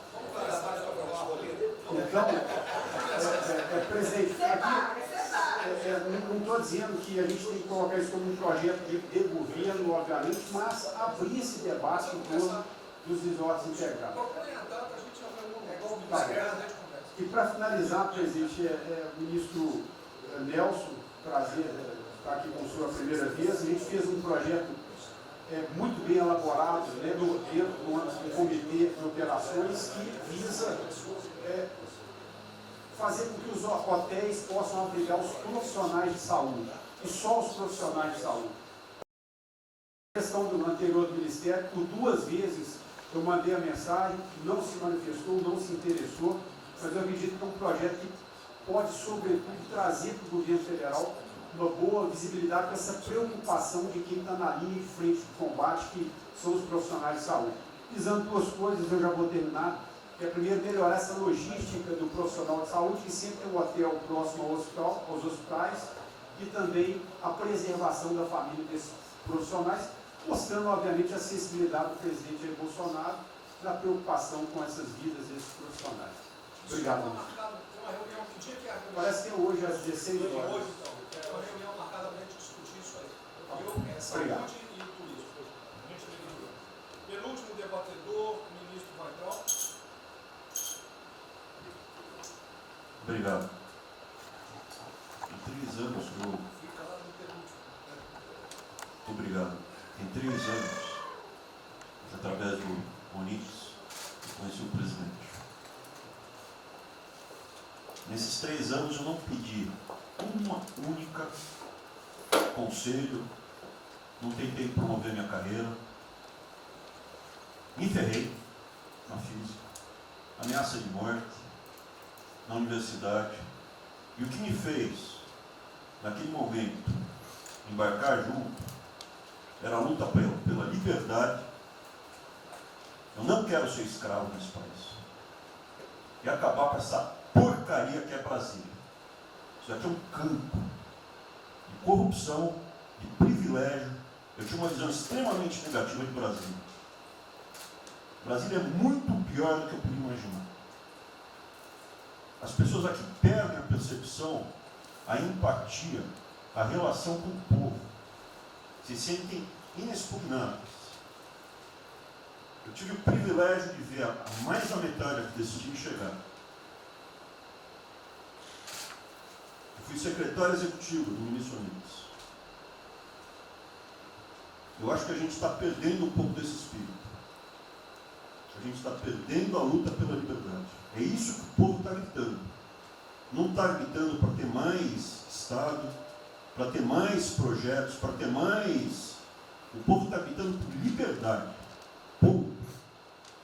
Eu acho que é isso que a gente está perdendo. Está perdendo mesmo. O povo está querendo ver o que me trouxe até aqui. Eu, por mim, botava esses vagabundos todos na cadeia. Começando no STF. E é isso que me choca. É só isso, presidente. Eu realmente acho que toda essa discussão de vamos fazer isso, vamos fazer aquilo, eu vi muitos ministros que chegaram, foram embora. Eu percebo que tem muita gente com agenda própria. Eu percebo que tem, assim, tem um jogo que é jogado aqui, mas eu não vim para jogar o jogo. Eu vim aqui para lutar. E eu luto e me ferro. Eu estou com um monte de processo aqui no Comitê de Ética da Presidência. Eu sou o único que levou processo. É um absurdo o que está acontecendo aqui no Brasil. A gente está conversando com quem a gente tinha que lutar. A gente não está sendo duro bastante contra os privilégios, contra o tamanho do Estado. E eu realmente estou aqui de peito aberto, como vocês sabem disso. Levo tiro, odeio o Partido Comunista. Ele está querendo transformar a gente numa colônia. Esse país não é. Odeio o termo povos indígenas, odeio esse termo, odeio. Povos ciganos, só tem um povo nesse país. Quer, não quer sangue ré. É povo brasileiro, só tem um povo. Pode ser preto, pode ser branco, pode ser japonês, pode ser descendente de índio, mas tem que ser brasileiro, pô. Acabar com esse negócio de povos e privilégios. Só pode ter um povo. Não pode ter ministro que acha que é melhor do que o povo, do que o cidadão. É um absurdo, a gente chegou até aqui. O senhor levou uma facada na barriga. Fez mais do que eu. Levou uma facada. Mas eu também estou levando quantidade e estou correndo risco. E fico escutando esse monte de gente defendendo privilégio, teta. Entendeu? É isso. Negócio, empréstimos. A gente veio aqui para acabar com tudo isso, não para manter essa estrutura. E esse é o meu sentimento extremamente chateado que eu estou vendo. Essa oportunidade se perder. Eu sou, evidentemente, eu estou no grupo dos ministros que está mais ligado com a militância. É evidente que eu era militante. Eu estava militando de peito aberto, continuo militando, do ponto de vista de carreira. Eu poderia ter tentado me dar bem. Não foi isso que eu fiz. Não foi isso que eu fiz. Sei que isso daqui é um palácio, existem intrigas palacianas, estou sendo muito franco. E a gente pode sim perder a liberdade, perder esse país. Ninguém vai se dar bem se a gente perder esse país. Quem vai se dar bem são pouquíssimas famílias. Pouquíssimas famílias. Não se iludam. Não se iludam. É isso. Deixa eu complementar aqui. O que o Ventral está falando, eu estou com 65 anos. A gente vai se aproximando do que não deve. Eu já tenho me policiado tocante a isso daí. São pessoas aqui em Brasília, os três poderes, que não sabem o que é povo. Eu converso com alguns, não sabem o que é um feijão com arroz, não sabem o que é um supermercado, esqueceu. Acho que o dinheiro cai do céu. Eu estou com meus privilégios garantidos, meus 100 mil por mês, em média, 100 mil por mês, a galera, né? Legalmente. E acho que isso não vai acabar nunca. Como alguns acham que a liberdade, qual é desse cara? Tá maluco? Eu estou vendo mais antigo aqui, o João Heleno aqui. Ele sabe o que foi 64. Muitos aqui não sabem. Essa cambada que tentou chegar no poder de 64, se tiver chegado, ele estava fudido todo mundo aqui. Cortando, eu estava felicíssimo cortando cana, ganhando $20 por mês. Não pode esquecer disso. Nós não podemos esquecer o que é esse povo Eu vou convidar os ministros para domingo e passar essa evento da Guadia. Convite, né? Não é missão, mas convite. Para ver como é que está o cara na esquina. Depois ver uns merda para falar aí, né? Uns merda de sempre.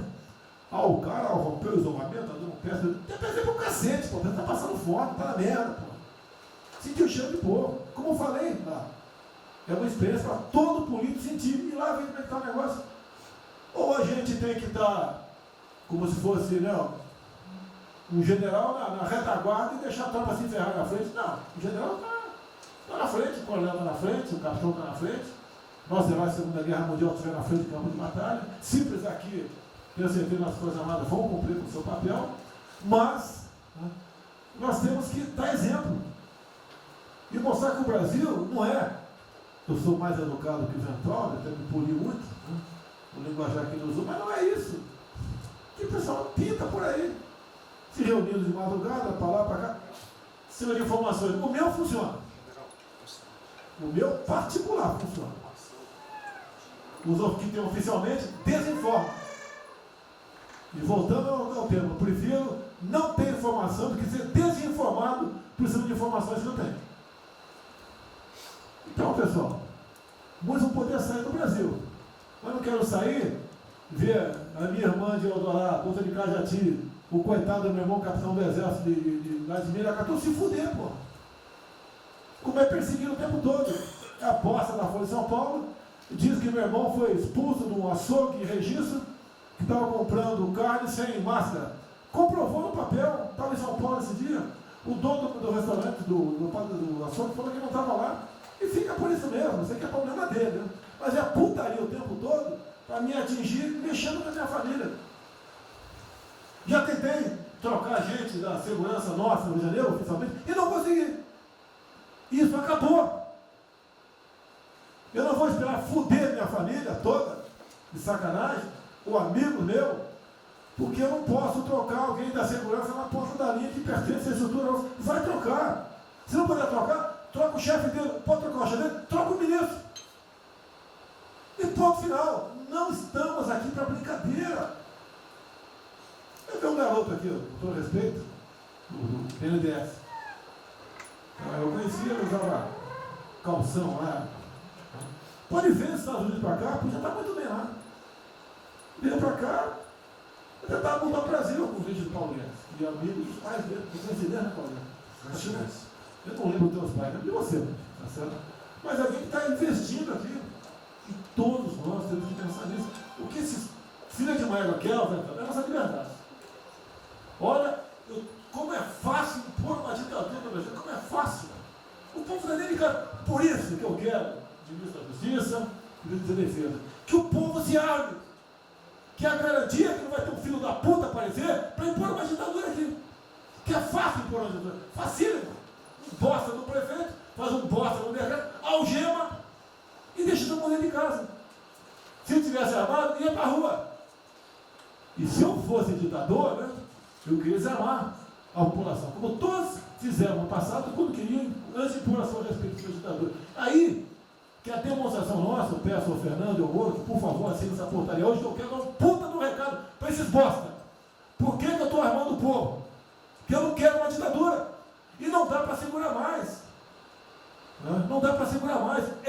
Quem não aceitar as minhas bandeiras, Damares, família, Deus, Brasil, armamento, liberdade de expressão, livre mercado, quem não aceitar isso está no governo errado. Espere para 22, né, o seu Álvaro Dias, espere o Alckmin, espere o Haddad, ou talvez o Lula, né? E vai ser feliz com eles, pô. No meu governo está errado. É escancarar a questão do armamento aqui. Eu quero todo mundo armado. Que o povo armado jamais será escravizado.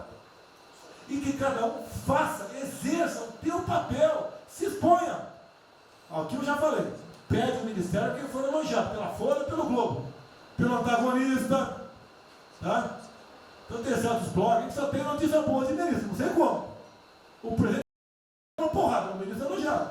A gente vê por aí, o governo, o Ministério do Bem, apesar do presidente. É pra puta que eu pariu, porra.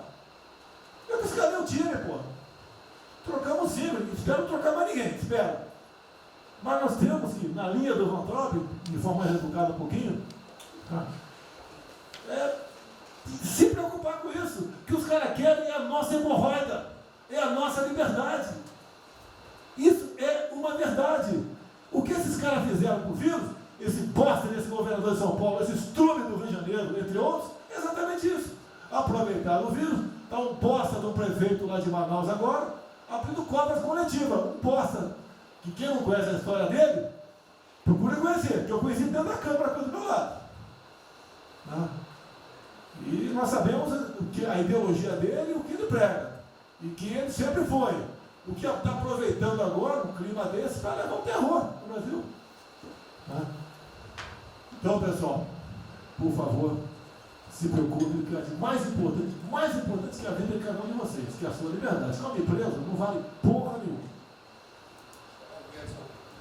Bom, presidente, esses valores, esses princípios, e o alerta do Grande é válido também, como sua evocação, é que realmente nós estamos todos aqui por esses valores. Estamos aqui por esses valores. Nós não podemos esquecer disso.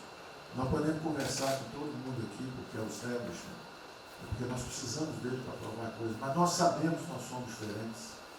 Nós temos noção que nós somos diferentes deles. E quando eles cruzam a linha, a gente solta a mão e sai andando sozinho. Enquanto eles estiverem no trilho conosco, no caminho de fazer as reformas que nós prometemos, nós estamos juntos. Mas que o cara soltou a mão, passou para o lado de lá, deixa o cara sozinho, a gente continua sozinho e vai procurar outra conversa, em outro lugar. Então, eu acho que manter essa ideia que nos trouxe aqui, e eu tenho dito isso em todo lugar, e lá fora, eu converso, semana passada eu conversei com os ministros da Fazenda de G20, conversei com os ministros também de Economia dos BRICS, e a mensagem que eu levo é sempre a mesma: o Brasil vai surpreender o mundo. Vocês duvidaram da nossa democracia, duvidaram do nosso presidente é democrata e vai fazer as mudanças. E aprovamos a reforma da Previdência ano passado, enquanto os franceses fizeram passeadas com outra reforma da Previdência. Agora, não é uma coisa, por exemplo, nós vamos continuar aprofundando as reformas, nós vamos seguir.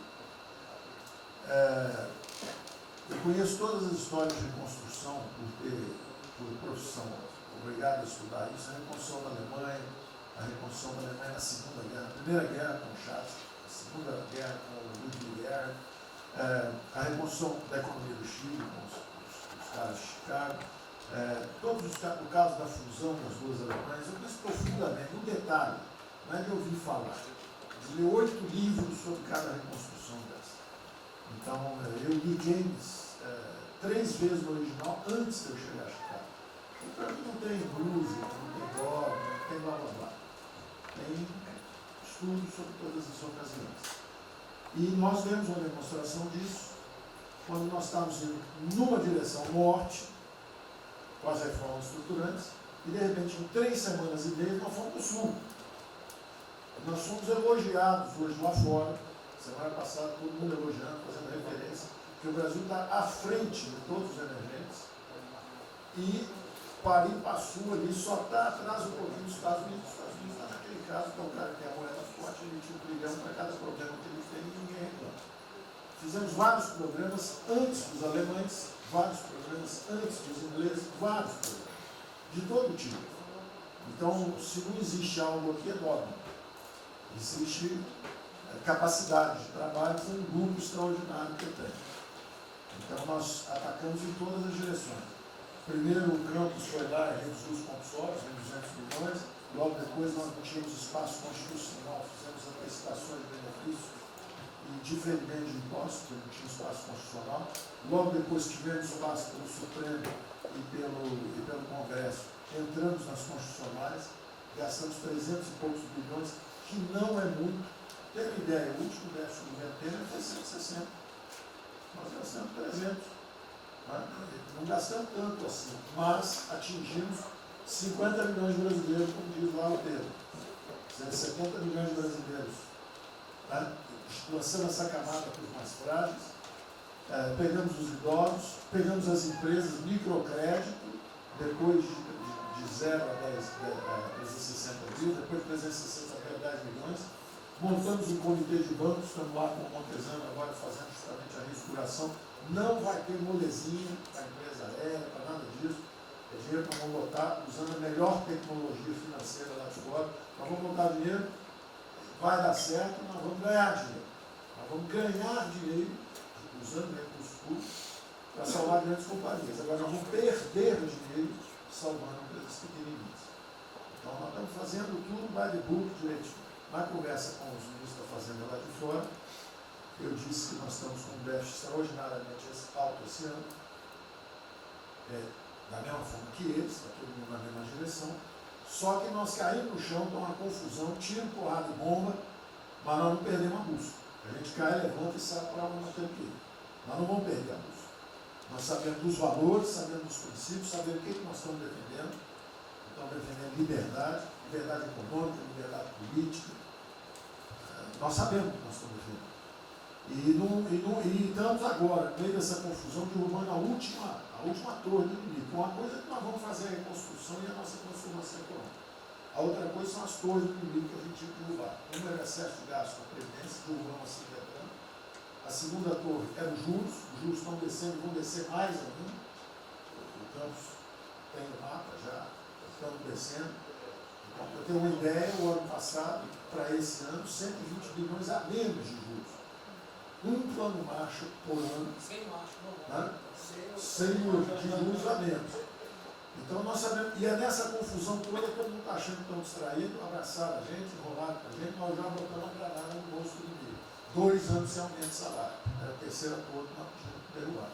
Nós vamos derrubar agora também. Isso vai nos dar tranquilidade de ir até o final. Não tem jeito de fazer um impeachment se a gente tiver com as contas arrumadas, que um dia acabou, não tem jeito, não tem jeito. E o presidente está no ponto futuro.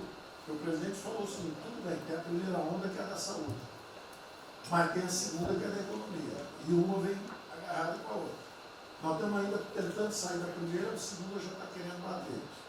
Eu ainda acho que nós estamos preservando os sinais vitais da economia brasileira. Ela, para mim, ainda é um urso hibernando. Baixa sua energia para zero, consumo de energia para quase zero, só respira. Mas quando você sai da luta, você sai para comer o primeiro bicho não passar, você tem força. Nós não podemos deixar isso graças à super safra da nossa Tereza, à logística do Tarcísio, a comida está chegando, as exportações estão subindo, a China é aquele cara que você sabe que você tem que aguentar, porque para vocês terem uma ideia, para cada $1 que a gente exporta 3 na China. Você sabe que ele é diferente de você, você sabe que geopoliticamente você está do lado de cá. Agora você sabe o seguinte, não deixa jogar fora aquilo ali não, porque aquilo ali é comida nossa, né? Estamos exportando para aqueles caras. Não vamos vender para eles, é um político nosso. Mas vamos vender a nossa soja para eles. Isso a gente pode vender à vontade. Eles vão comer. Eles vão comer. A Índia também vai precisar comer. Vai ser o trading da água. Eles vão dizer que é a melhor trading da água. Um dia alguém comentou comigo, acho que foi o Ramos, não foi, Ramos? Foi.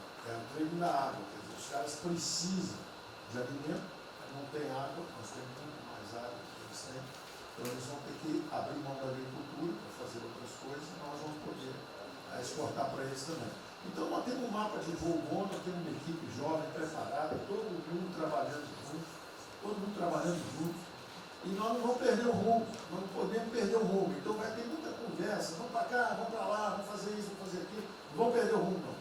Pode dar vestimento, bota peruca loura, passa batom vermelho, faz uma opção de coisa que for necessária politicamente, mas não vão perder o rumo econômico, não, nós sabemos onde nós estamos indo.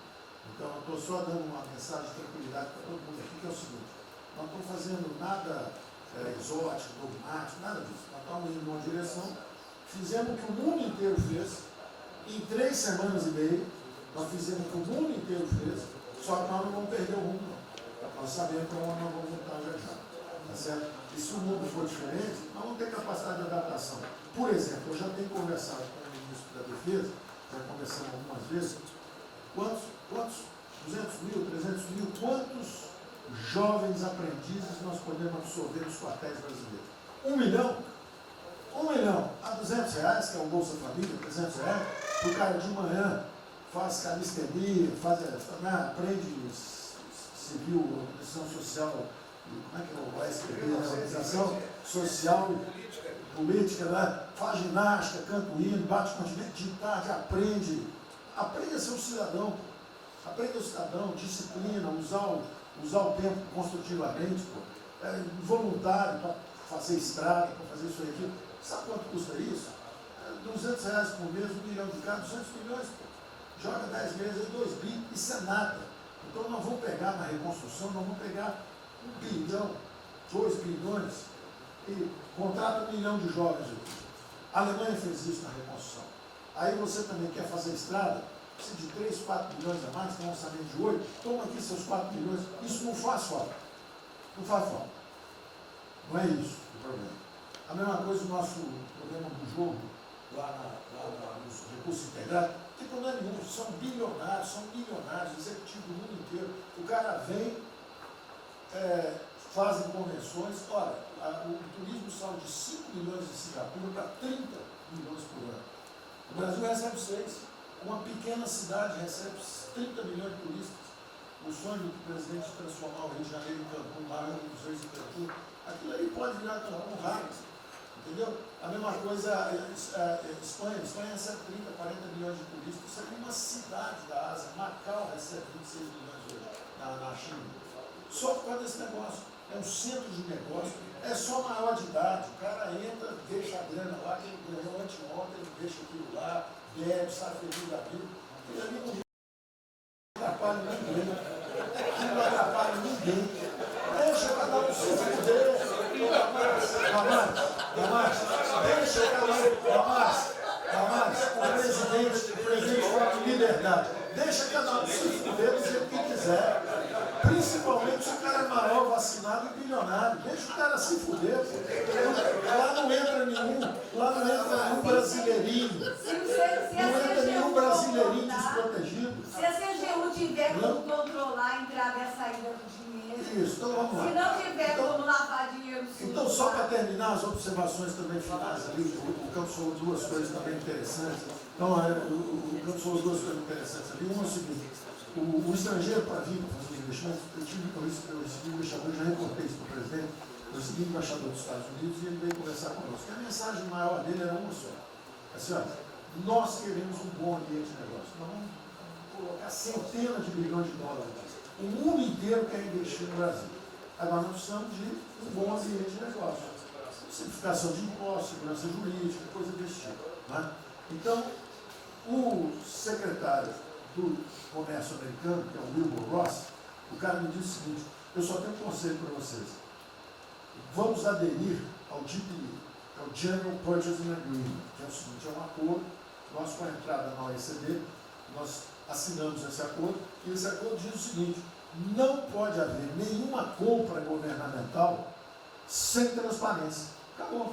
Então não basta a gente fazer isso, quer dizer, não vai fazer concorrência para concessão, privatização, então nós já estamos na pista certa, já estamos indo na direção certa. Só uma informação sobre isso aí, eu fiz uma reunião com o pessoal da CDE essa semana, agora foi semana passada, falando do nosso interesse, eles falaram que já nos consideram da CDE. Sim. Tá? Então, os ministérios, estou falando isso porque vários ministérios têm uma pauta a cumprir. Vamos continuar nisso porque vamos dizer, a impressão foi excepcional. Isso, só um dado aqui do ACDE,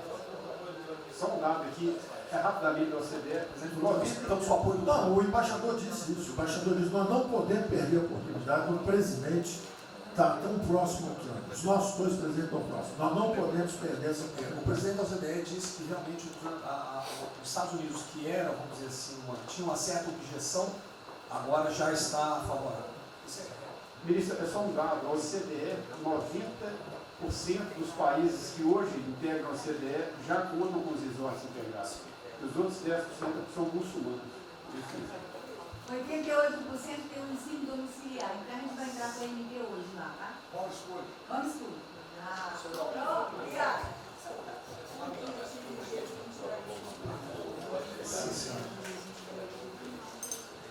Uma nova ordem para o coronavírus, muitos países vão colocar regras para ter estoque novamente. Eu acho que não é o nosso caso. Nós temos que ter acesso ao mercado.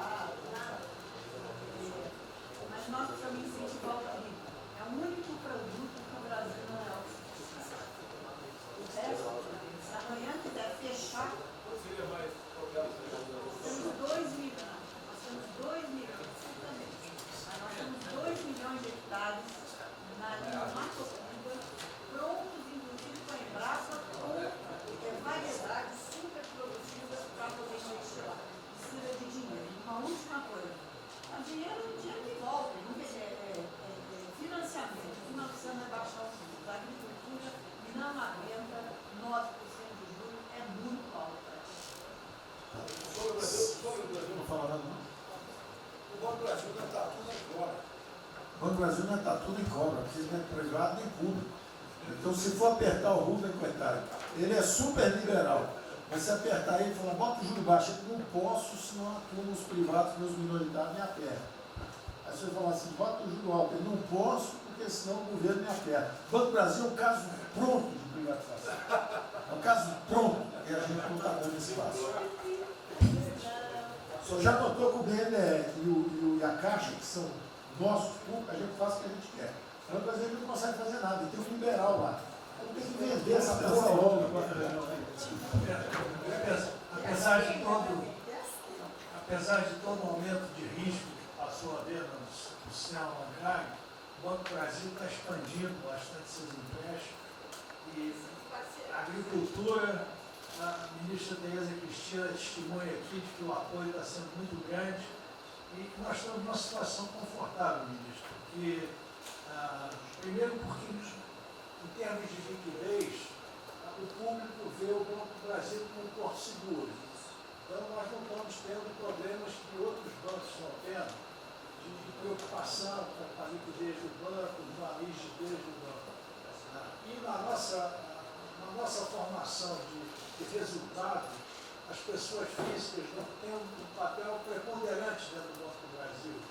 E nós temos a felicidade, nesse momento, de contar com folhas de pagamento de empresas públicas, das Forças Armadas, né, que em termos relativos estão numa situação mais segura do cidadão comum, que não participa de empresas públicas. Mas só confessa o seu sonho. Confessa o sonho. Confessa o seu sonho. Em relação à privatização... São 23, eu confesso, agora não. Em relação à privatização, eu acho que fica claro que com o BNDES cuidando do desenvolvimento e com a Caixa cuidando da área social, o Banco do Brasil estaria pronto para um programa de privatização. Né? Mas isso a gente pode fazer. Só se discute, só se fala isso em 23. A gente pode fazer um dia um seminário aí, que possa escrever aí. Porque o Banco do Brasil, no passado, teve muitos privilégios pelo fato de ser público. Né? As folhas de pagamento vinham naturalmente do Banco do Brasil para a Caixa. A administração dos depósitos judiciais eram sempre do Banco do Brasil e da Caixa. Hoje isso tudo é processo de concorrência. Nós temos que pagar muito caro por esses antigos privilégios que não são mais privilégios. E fica só o lado ruim de ser estatal, pesando no Banco do Brasil.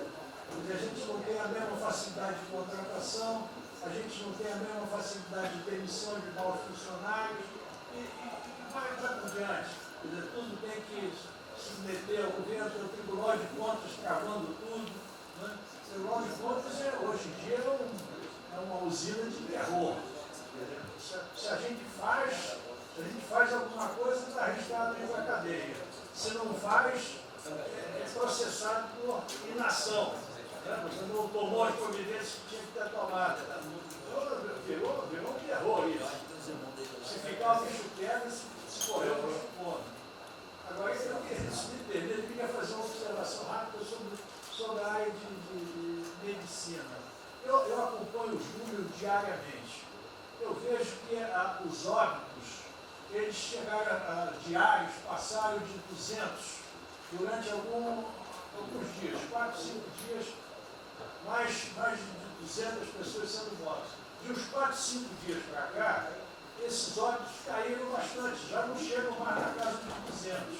A minha sensação, de quem não é especialista no negócio, mas que observa os números, é que o tal do pico, o tal famoso pico, que gerava tantas preocupações, a minha sensação é que esse pico já passou. Né? Agora... É que o senhor não viu o número que nós mostramos assim agora, mas isso é outra história. Senhores, sem querer cortar, muito obrigado a todos, porque senão não teria.